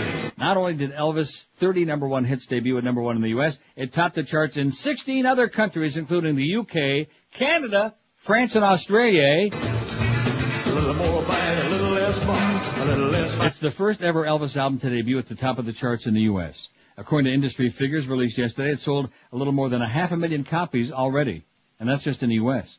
The disc was buoyed by a massive marketing campaign from Presley's record label RCA Records and by the hoopla surrounding the 25th anniversary of Elvis's death back in August, which we, of course, celebrated at great length on this show. A little more spark, close your mouth and open up your heart, and baby, satisfy me. The debut of Elvis' 30 #1 hits at the top of the chart speaks as much to Elvis's future as it does to his past, said RCA Music Group Chairman Bob Jameson, which means they aren't finished exploiting him yet. The album includes classics including Love Me Tender, Return to Sender, Are You Lonesome Tonight, Jailhouse Rock, Burning Love, and This Piece of Crap.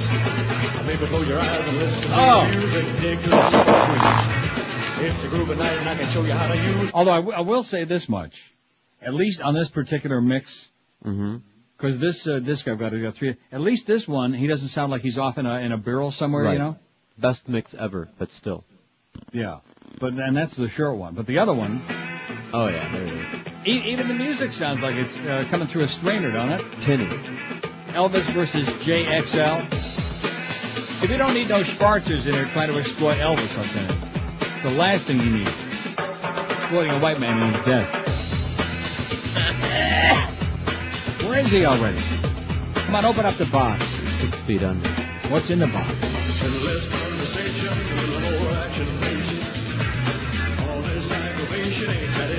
See what I mean? It sounds like he's like about 100 miles away.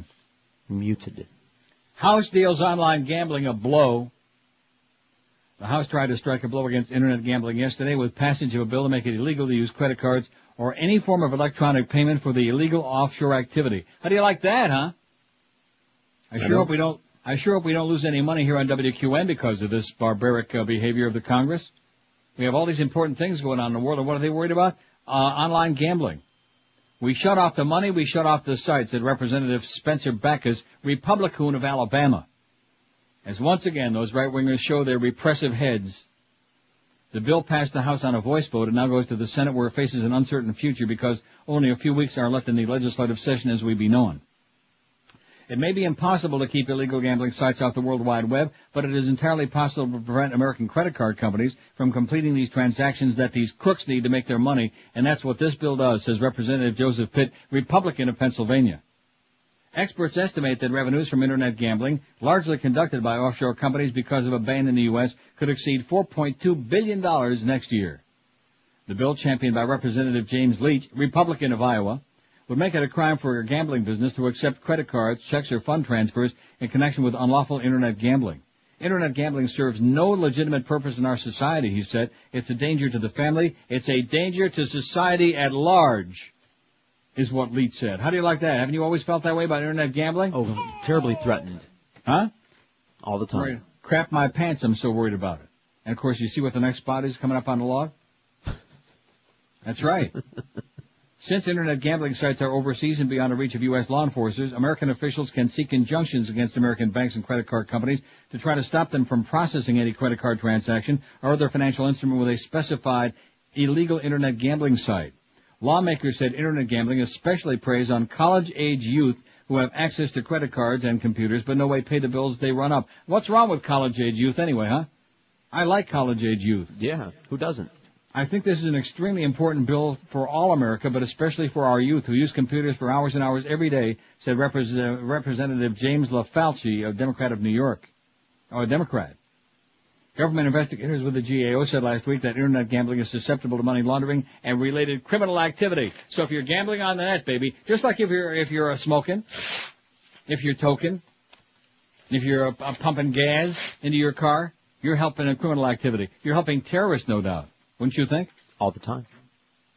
Airlines lax in pilot background checks. Oi! The nation's airlines sometimes fail to check the safety records and qualifications of the pilots they hire as required by federal law, according to a new congressional report. Describing compliance with the 1997 law is not always complete or timely. The GAO found that lapses in hiring processes of commercial air carriers is embarrassing and grotesque. The GAO, the investigative arm of Congress, concluded in a report released Tuesday that airlines were not requesting information from all three sources specified in the law because the number of requests to each varied. Air carriers are required to obtain pilots' driving and flying records from the FAA, the National Driver Register, and other carriers. Michael Wascom, spokesman for the Air Transport Association, said it's essential that airlines check pilots' backgrounds. We'll continue to fulfill our obligations working cooperatively with the FAA and Transportation Department, Wascom said. Congress passed a law in 1997 after pilots who were at least partially responsible for 7 deadly airline accidents were found to have had problems at previous jobs. The December 94 crash of an American Eagle flight in Morrisville, North Carolina was caused by a pilot who incorrectly assumed an engine had failed and didn't follow proper procedures, the National Transportation Safety Board said. The pilot, his co-pilot, and 13 passengers died. 5 people survived. U.S. investigators said the pilot was hired by Flagship Air Carriers operating as American Eagle after being recommended for dismissal by another airline, ComAir. Flagship was not aware of that recommendation or his training problems. This is kind of like the priest thing, you know, with the bishops and the priests. Cover up. The GAO said the FAA should clarify guidelines about the content of pilots' records and rules about retaining them. Pilot rights also should be posted on FAA's website, and the agency should incorporate requirements for pilot records in its inspectors' training and handbooks, the GAO said. See, all this dog and pony show that goes on about after 9/11, how we're really tightening up everything, and for example, if you got on a plane and as you were, getting ready to board your seat, which in your case would be way in the back, and you glanced up there in the cockpit and you saw the pilot and the co-captain are sitting in there with their Arab, whatever they call those things. What do they call them? Rags. Yeah, with those rags, like the Saudis were, Right. I think, you know what I think you would do? Same thing I would do. I'd turn around and run off of there. I'd get in that jet way faster than you can say, Ahmad. Let me off. I'll walk. Right. Man. Speaking of pilots, by the way, plan to arm pilots is taking off. Since the Senate voted overwhelmingly last month to arm up to 85,000 airline pilots, carriers and safety advocates have raised numerous concerns about the cost, security, and safety, but so far, nobody appears to be listening. Despite renewed criticism from airline executives and private words from some government officials, the measure seems certain to become law. The politics of guns has overwhelmed the slower-moving aviation world, according to officials, lobbyists, and Capitol Hill insiders. The politics of guns. Vigorous lobbying by pilots and gun rights groups who say concerns about the proposal have been overblown eroded most objections from Congress. Proposals to make airline pilots eligible to carry guns passed the House of Representatives in July and the Senate in September. Groups such as the NRA urged lawmakers to vote for the measure, and few wanted to oppose it in an election year. Even some liberal lawmakers who generally favor gun control embraced the idea. They put their arms around it. They squeezed it. They grabbed. And I'm for it, by the way. And so are you. Yes. Why the hell not? Absolutely. I mean, if they're fully trained, they know what the hell they're doing. We don't want some goofball sitting up there with a wild weapon, with a collection of shotguns. Huh? I think 357 Magnum would be good.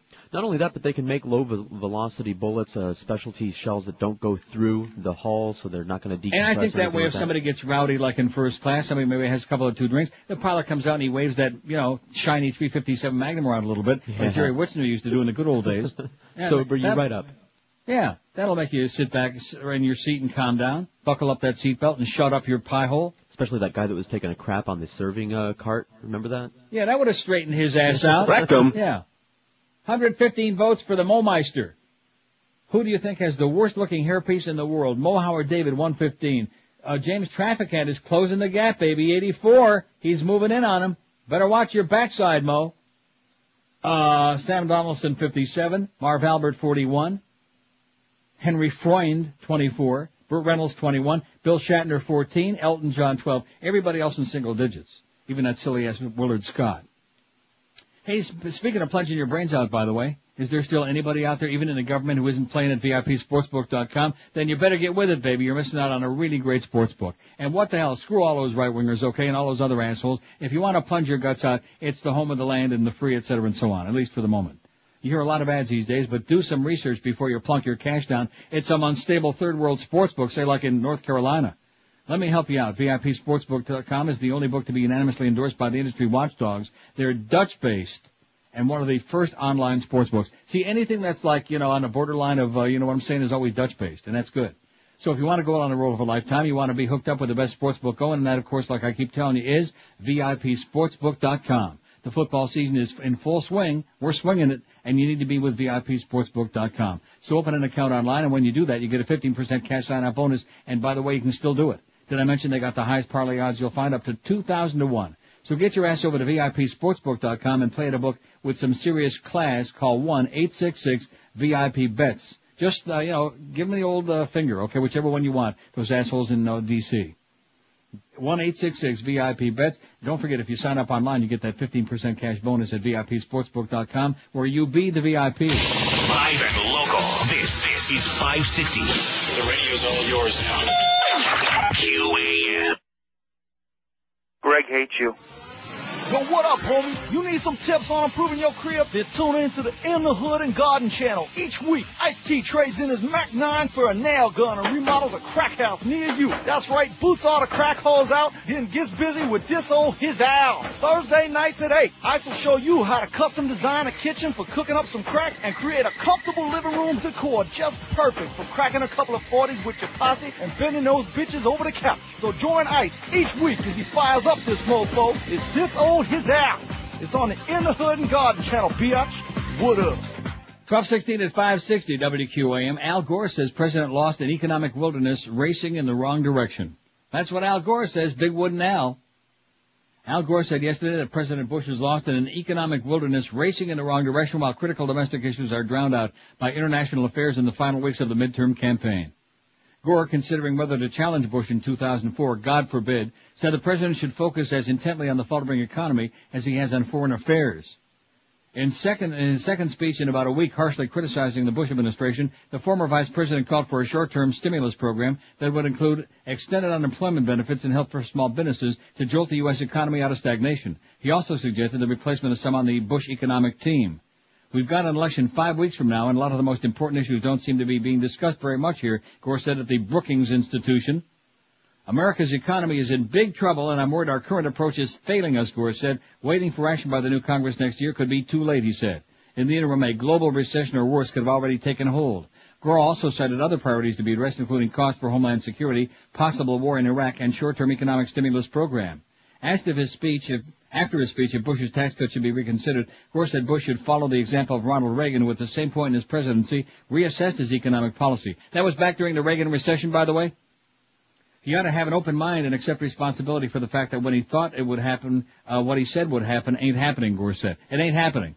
If we turn a blind eye to our weak economy, it'll eventually undermine everything else we're trying to accomplish, he said. The economic speech followed other recent Democratic efforts to shift the political debate from Iraq to the economy.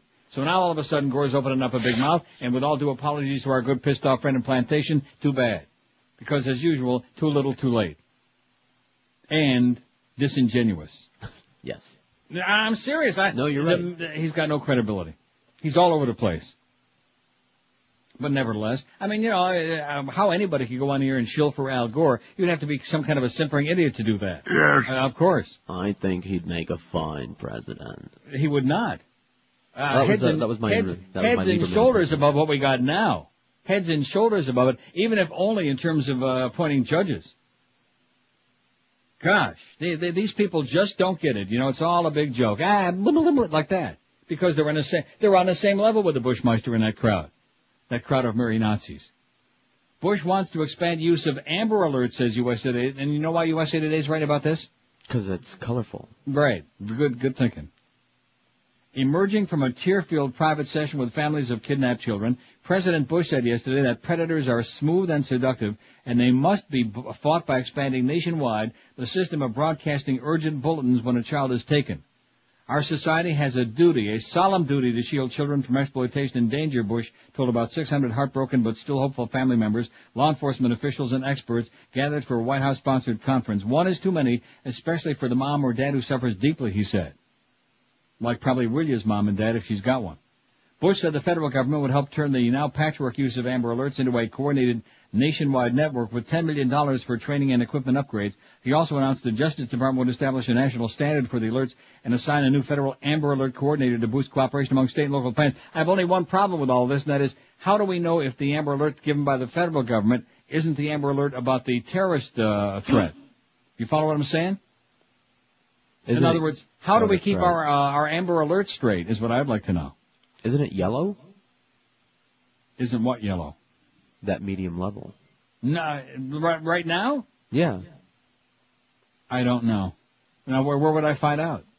USA Today. No, seriously, they ain't got it. Wouldn't you think like in the upper right-hand corner, since they got half of the rest of the screen blocked on there anyway? I know. What is that? President Bush prioritize. Don't be playing music while the president's speaking, Wolf Blitzkrieg. You, unpatriotic goofball. You, what the hell's wrong with you, man? We're gonna send your ass over to C-SPAN if you don't watch it. You idiot. God.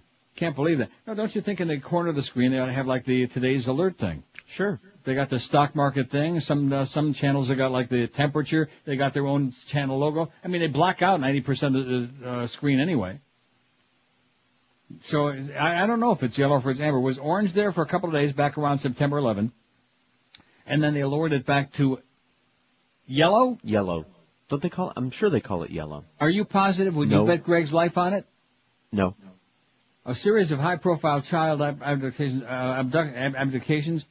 this year. Samantha Runyon and Daniel Van Dam in California, Cassandra Williamson in Missouri, and Elizabeth Smart in Utah among them, have filled the headlines and terrified parents. Before his remarks, Bush held an emotional 45-minute meeting behind closed doors with about a dozen people involved in missing children cases. I'm a cry shedding tears. How do you like that? I wonder how many tears he's going to shed for all the military that are going to die over there in the Middle East. Needlessly. And the ones who may get, the biological and chemical crap unleashed on them. You think he's going to cry for them? No. And how come he wasn't as tearful for all of the victims of abuse by the priests? You notice how he was fairly mum on that? Pretty mum, because that's dangerous. Certainly anybody who's a professional candidate doesn't want to be alienating the Catholic Church. Speaking of which, Javier Starring, a Roman Catholic chaplain at a Los Angeles Juvenile Detention Center, has yet to enter the Archdiocese's towering new $189 million cathedral. He says he's uncomfortable worshiping at Our Lady of the Angels Cathedral with its fancy gift shop and imported alabaster windows, given the layoffs and other cutbacks caused by a $4.3 million budget deficit at the headquarters of the nation's largest archdiocese. $189 million cathedral they got. The deficit will cost 60 people their jobs this month and curtail programs that offer anti-abortion counseling and serve college students, gays, minorities, inmates, and the disabled. I'm sure the Pope is upset about that. Not. The deficit will cost 60 people their jobs this month and curtail programs that offer anti-abortion counseling and serve college students, gays, minorities, inmates, and the disabled. And the Pope is saying, all right. He's probably rubbing his beads together over it. I like it. There are some bad feelings about the church, how they've chosen to allocate funds, said Stowering, who will lose half his 24 staff members to the layoffs. It would have been nice if we heard that. We really did try to save some of those services, but I never heard that. It just shows where the priority is. Building bigger and gaudier edifices. Elsewhere around the country, the archdioceses of Boston, Chicago, and Milwaukee have announced budget cuts. Among the reasons given, the downturn on Wall Street, higher operating costs, a drop-off in contributions because of the priest sex scandal, and the prospect of multi-million-dollar settlements with victims. Hush money. I think what we can tell for sure is that the sex abuse scandal will cost the American Catholic Church literally billions of dollars before it's settled, said Jim Post, head of the Voice of the Faithful, an organization of lay Catholics formed in response to the sex scandal in Boston. That's money that could be used for many other purposes. In Los Angeles, Cardinal Mahoney has insisted the cutbacks were not caused by spending on the new cathedral, which opened on September 2nd. The money was raised from donations during the boom years of the 90s, he said. As if it makes a difference, you know? Like, in other words, this is a different bunch of money. Archdiocese spokesman Todd Tamberg said stock market losses and higher operating expenses, not the sex abuse crisis, are to blame for the cutbacks in L.A., but he noted that the church must be prepared for settlements with victims. It's not possible to determine future liability with regard to suits that have yet to be filed, but certainly such contingencies must be examined and planned for, Tamberg said. The Boston Archdiocese, at the very center of the scandal, had to cut this year's budget by 40%. Faced with more than 400 claims of priest sex abuse, the Archdiocese has said it's contemplating filing for bankruptcy as the last resort that would allow the church to continue operating. Oh, wouldn't that be great? Oh! The whole Catholic Church goes bankrupt, files chapters 11, 12, 13, and 14. And, of course, isn't that what they specialize the priest in? 11, 12, 13, and 14? See how God works in mysterious ways? You follow? You're connecting the dots, just like the president, you know, and the right-wingers, all the chicken hawks. They're connecting the dots. Man, 121 votes for the Momeister. I'm impressed, boy. He is maintaining but it's a good battle, don't you think? Not just close yet. I think you're wrong. I think Trafficant is moving right in on this territory. Who do you think has got the worst-looking piece in the world, the worst-looking hairpiece? Mo Howard David, 121. James Trafficant, 94. Sam Donaldson. And we still didn't get anybody to fax me the name of that. God, that pisses me off. No, nobody knows who that is. Well, yes, they do. Can't you picture him in your mind right now? No. I can. I'm thinking Charlie Chaplin. Little mousy-looking guy. No, a little skinny, mousy-looking congressman from Ohio, I believe, with like a balding head and like a little black piece in the middle. Kind of like a puce brown piece. Looked like somebody took a dump on his head. James Trafficant, 94. Sam Donaldson, 59. Marv Albert, 43. Henry Freund, 24. Burt Reynolds, 22. William Shatner, 14. Elton John, 12. And everybody else is sucking wind, man. They're in single digits. Tony Bennett still only has one, by the way, and Paul Simon's got one. You got one? Yeah, I got one. Boca Brian's got one. 1226 at 560 WQM. The Mad Dog returns today at 1 o'clock, so strap yourself in. You know, mattress shopping, I've been telling you for about, 100 years now, is a total waste of time if you do it the old-fashioned way. In fact, most things the old-fashioned way, forget about it. Do it the smart way. Pick up that phone and call my paisans, my pallies, at Dial a Mattress. Call 1-800-MATTRESS. You'll be talking to somebody who really knows the mattress business, not some clown in a department store who sells lamps one day and sofas the next day and TV sets on Thursday and et cetera and so on. You talk to people who know what it's all about and who will hook you up with exactly what you're looking for. So if the old mattress isn't doing the job for you anymore, if you're not getting a good night's sleep, if your back is really feeling the difference, get you a great new name brand mattress at an unbeatable price from Dial a Mattress with one easy phone call. They got Serta, they got Sealy, Simmons, King Coil, the best names in the business, and because they got the deepest selection of brand name mattresses, exactly the one you're looking for is in stock, ready for almost immediate delivery when it's convenient for you and your family, whoever's going to be home. Like you pick the 2-hour window any day of the week, 7 days, between 11 and 1 and noon and 2 and 1 and 3 and 2 and 4, etc. And they also give you that 30-day in-home comfort guarantee, so you can test a mattress the only intelligent way by putting your ass on it and sleeping on it and doing stuff on it. So pick up the phone right now. You'll thank me for getting you in touch with Dial a Mattress. You'll never go back and buy another mattress the old-fashioned, stupid way. Call Dial a Mattress right now. They'll be there in no time. Call 1-800-MATTRESS, 1-800-MATTRES, or check them out on that wicked World Wide Web at mattress.com. We're Sports Radio 560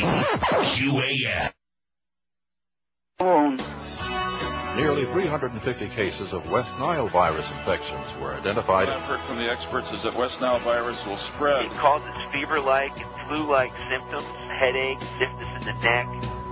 Just a mosquito, but look what he's done. Just a mosquito killing everyone. Just a mosquito, don't be stupid, man. Just a mosquito, get your booster, man, or you'll be the next dead victim. 'Cause the West Nile's here, my friend. Come on, it's a case of its light spreading. So it's a hypodermic shot again.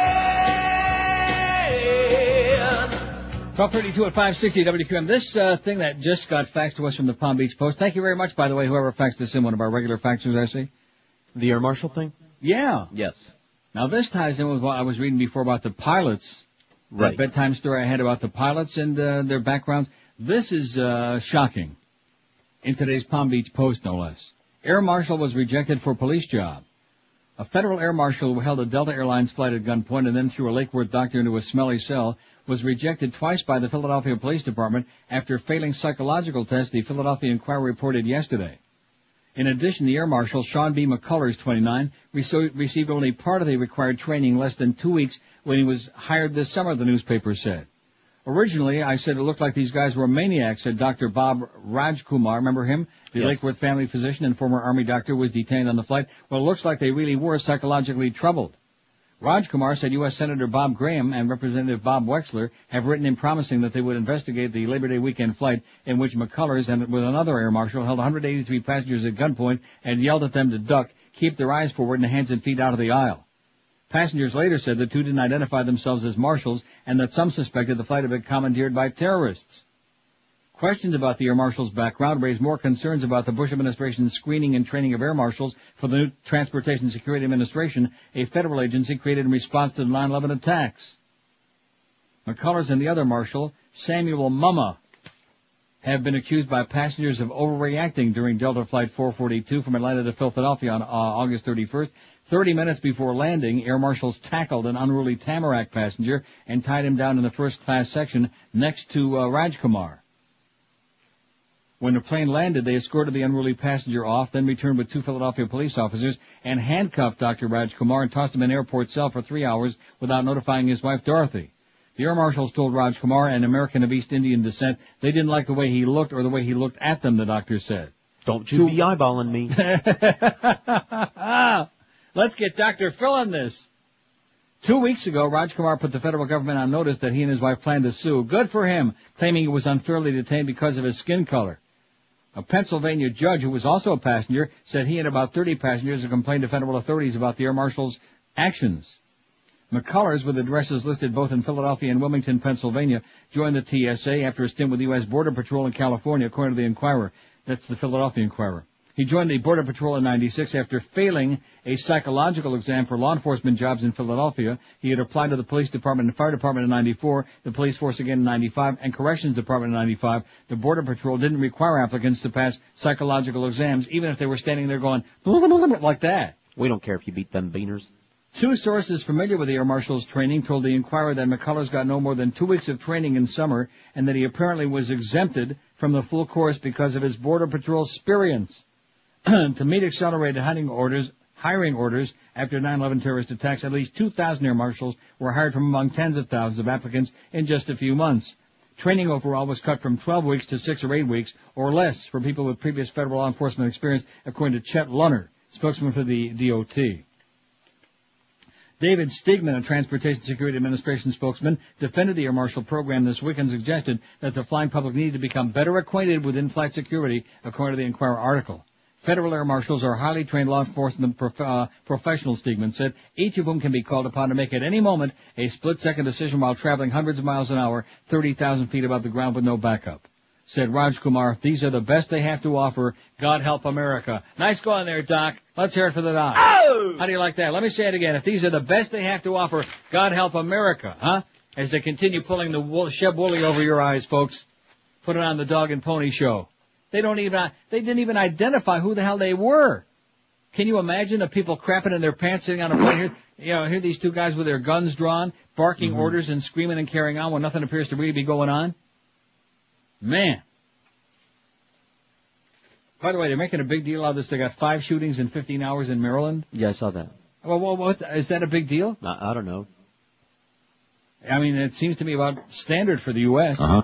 Nice grouping. What do you mean? Oh, that's in a particular area. Are you suggesting, is this a racial comment again now? Maryland? A federal judge this week threw out an $800 million lawsuit filed by a Maryland doctor who claims cell phones caused his brain tumor. U.S. District Judge Catherine Blake said none of the evidence submitted by Dr. Christopher Newman was substantial enough to warrant a trial against cell phone manufacturer Motorola and several major cell phone carriers. And we had that story from Sweden a few days ago. Well, this continues substantiating it, even though we may not believe it. The $45 billion wireless industry has been watching the case closely because it could have opened the door to other lawsuits if allowed to proceed. No other such claims have succeeded so far. Newman, a neurologist, claims the older analog cell phone he used from 1992 to 98 caused his brain cancer. Newman's attorneys presented scientific evidence showing that analog phones may cause tumors, but Blake ruled it was overwhelmed by evidence showing no relationship between cell phone radiation and cancer. Newman's attorney, John Angelo, said he told Newman of the decision. He's disappointed as we are. We didn't pass the standard, Angelo said, adding that his firm may appeal. Newman's tumor, say that 50 times, come on, Newman's tumor was removed, but his lawyer said he's blind in one eye, suffers memory loss and slowed speech, and can no longer work. Cell phones are used by 97 million Americans. Digital phones emit radiation in pulses. Older analog varieties emit continuous waves. By the time cell phones exploded in popularity in the late 90s, most of those sold used digital technology. 3 major studies published since December 2000, including one by the National Cancer Institute, found no harmful health effects from cell phones. Believe it? Yeah, I do. I think there's nothing to that. I'm not going to worry about it. You know what it's like? What? Also, if you sit too close to your TV set, you get too much radiation. Right, in the sun and melanoma. That's right. Don't go out there in the sun. In fact, do a Howard Hughes, baby. If you got a lot of money, just put yourself in a big bubble, stay inside. Right. Wash your hands every 5 minutes. And tissue boxes for shoes. Right. Do your fingernails. Make sure you clip your nails of course, I don't have any nails. And of course, I guess Howard Hughes would have frowned on biting your fingernails, wouldn't you think? Ooh, nasty. Can you imagine all the germs that might be under there? Even if you're like Michael Jackson, you're in like one of those bubbles, The oxygen tent? Right, something like that.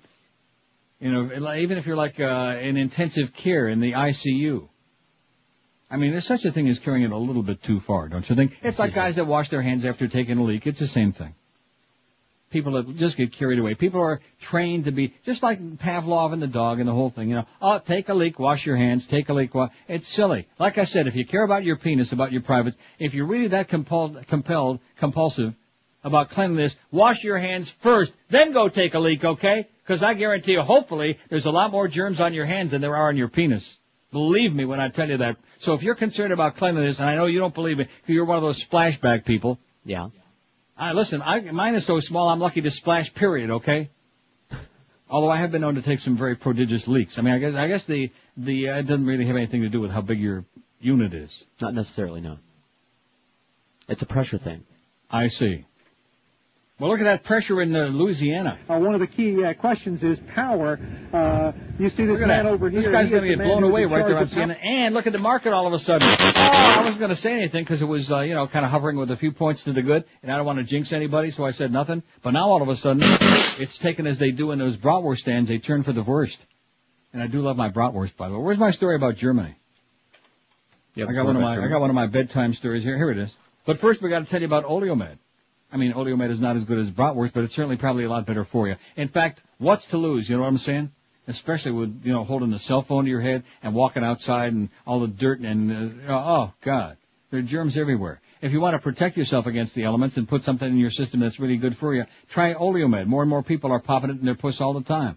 There are different products for different parts of your health, combining the best olive oil you'll find anywhere, along with vitamins, minerals, and herbals. There's one product specifically designed to help your heart, one to help control your blood pressure and your cholesterol and prostate, one for your circulatory system, one for your digestive and endocrine system, your skin and bones, even your mind, all using the benefits of, like I said only moments ago, the best olive oil you'll find anywhere. And Oleomed continues making products specifically designed for men and some for you ladies as well. Pick some up today. Pick it up at Whole Food Markets, Walgreens, Sedano's, and Navarro Pharmacies. If you'd like to get more info about what this great product can do for you, call their toll-free number, and they'll be happy to answer your questions. Call 1-866-OLEOMED. Ask them how Brian Schmutz is doing. 1-866-OLEOMED, or Skippy, too, for that matter. How's he doing? You can also order Oleomed online if you like at their website, oleomedamerica.com. Live and local. This is Sports Radio 560, QAM. Come on, baby. Come play with these titties.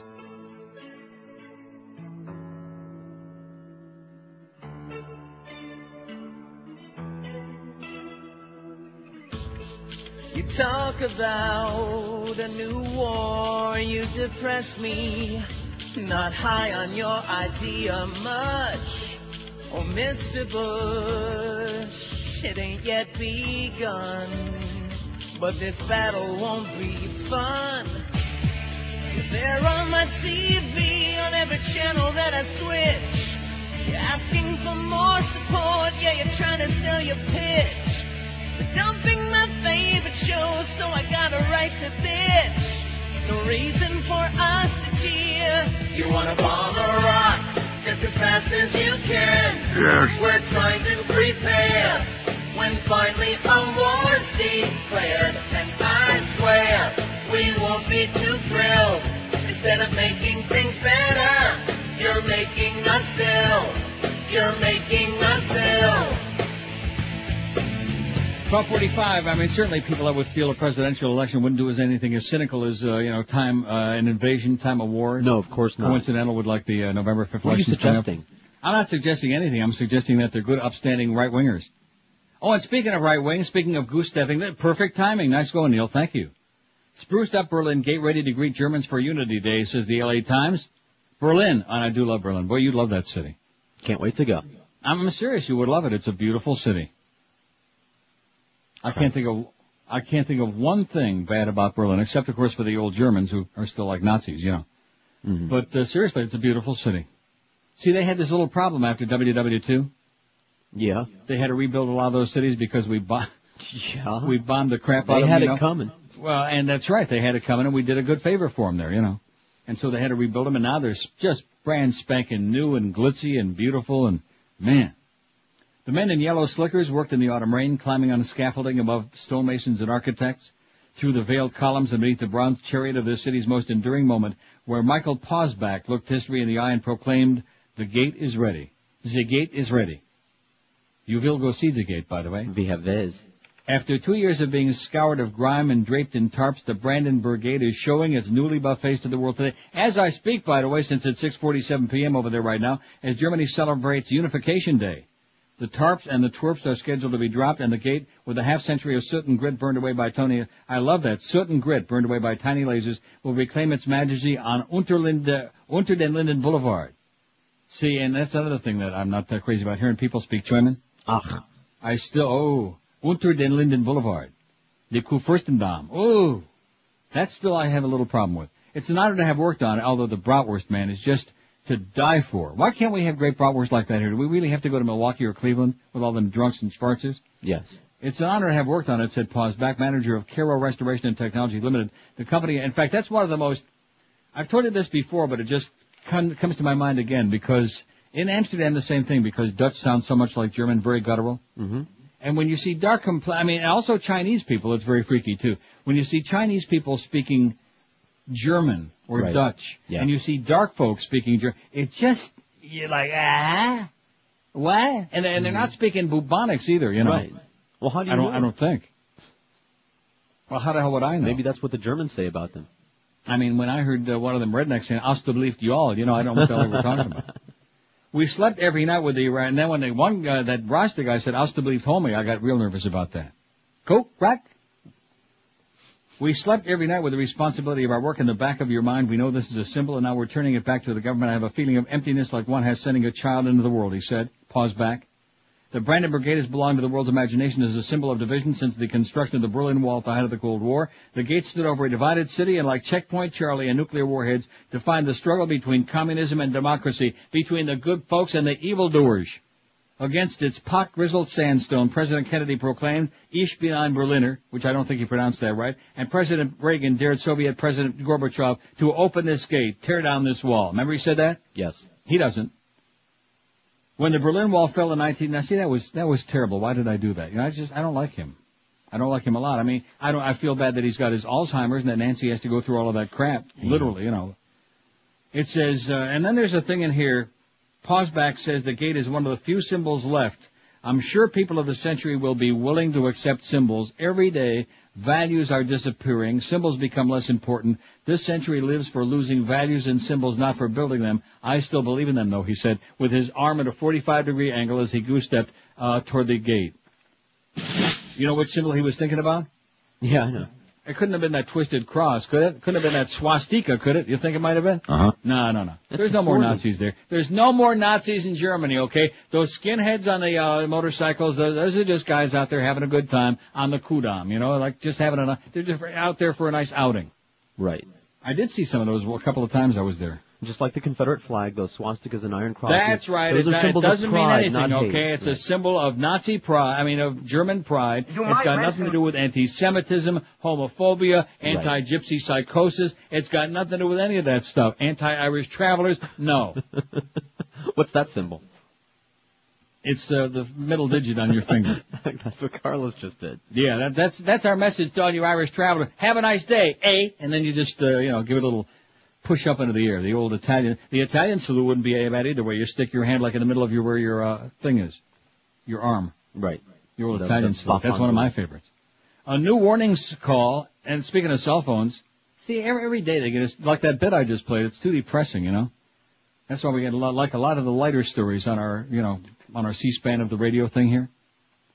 Intelligence agencies are worried commercial airliners may be susceptible to electronic interference by terrorists using modified cell phones or other electronic devices to disrupt navigation and control systems, several specialists said last week. The issue is a sensitive one, experts said. They don't want to unduly alarm the flying public. Oh, God forbid. At the same time, several said the issue of whether cell phones and other devices have consequences aloft is taking on renewed urgency when the potential for deliberate misuse is cranked into the equation. At least one U.S. intelligence agency is conducting a classified study on the issue of malicious use of electronics by terrorists, a defense source said, and some experts said it's time for other government agencies and international standards groups and even airline passengers to be more sensitive to the possible threats. Electronic assaults will be extremely difficult to trace, they said, and even if pilots were able to recover control, such disruptions will be unsettling for crews and passengers alike. People can understand box cutters, guns, and things like that, said Albert Helfrich, an avionics specialist at Embry-Riddle Aeronautical University in Daytona Beach. The idea that mischief can be performed electronically just doesn't come to the minds of most people. Reports from pilots in recent years to a NASA-run database suggest random interference from cell phones and other portable electronic devices can disrupt navigation instruments during flight. Some intelligence officials are concerned that at least 2 incidents involving airliners abroad, including one crash, may have been caused by electronic interference from cell phones or other portable devices aboard the craft, defense said. How do you like that? I don't. I say anybody who tries to get a cell phone on there, blow their brains out before they get on. Oh, that's right, I got to take my cell phone back there. Well, like after that. Right after I get home. Well, you can turn it on.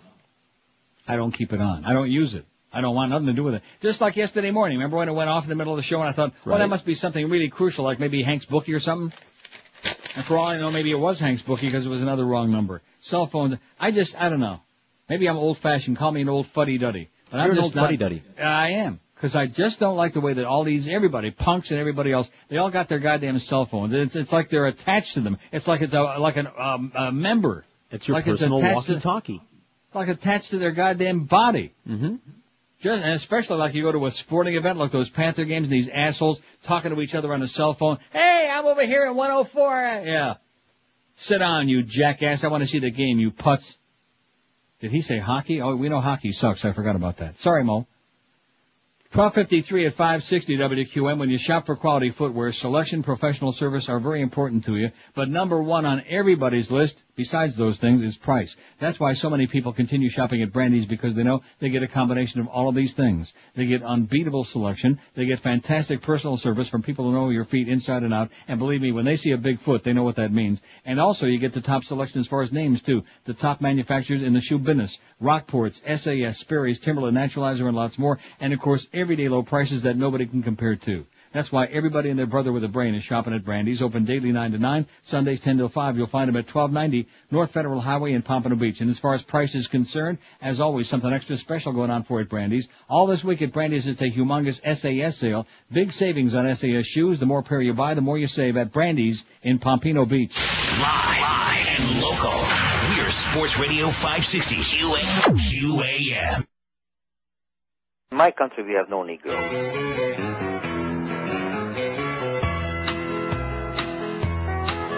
All right. They want us to find a way to reimburse them for back pay from 200 years ago when they were slaves. Well, I only have a mobile home, a pit bull and a pinch of skull. So if you wanna ask me how, here's what I gotta say. You've got to kiss a nigger good morning and tell him that you're sorry for enslaving them all. Kiss a nigger good morning, and that's for everybody who is dead and gone. If I was born in 1802, owning slaves ain't something I do. But what for dead people did to you, I have to take the blame. When you settle for an old Pontiac with a can of smelly cherry in back, instead of 40 acres and a mule, I have a better way. You've got to kiss a nigger good morning, plant one on Halle Berry, Morgan Freeman too. Kiss a nigger good morning, and that's your restitution for enslaving you. Kiss a nigger good morning, and tell them that you're sorry for enslaving them all.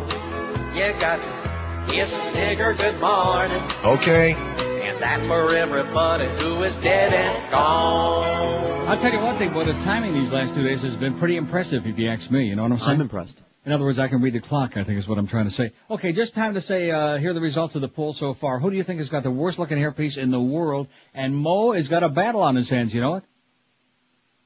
I don't think this is a foregone conclusion. Mo Howard David, 128. James Trafficant, 101. And now the damn thing's changing on me again. Sam Donaldson, 66. Marv Albert, 66. 46. Burt Reynolds, 27. Henry Frayne, 24. Bill Shatner, 15. Elton John be having 12. And those are the only ones that like in double digits. Okay, the hysterical hound, Jim Mandich, the angry puppy, whatever the hell he is coming along next. Hank from 3 to 7, a full 4-hour show. Beano, 5 to 6 this afternoon. Bye. The Neil Rogers Show on 560 WQAM, Miami, Fort Lauderdale. You know, they say the body is 90% water. As for WQAM, we are 100% purple parrot water, the official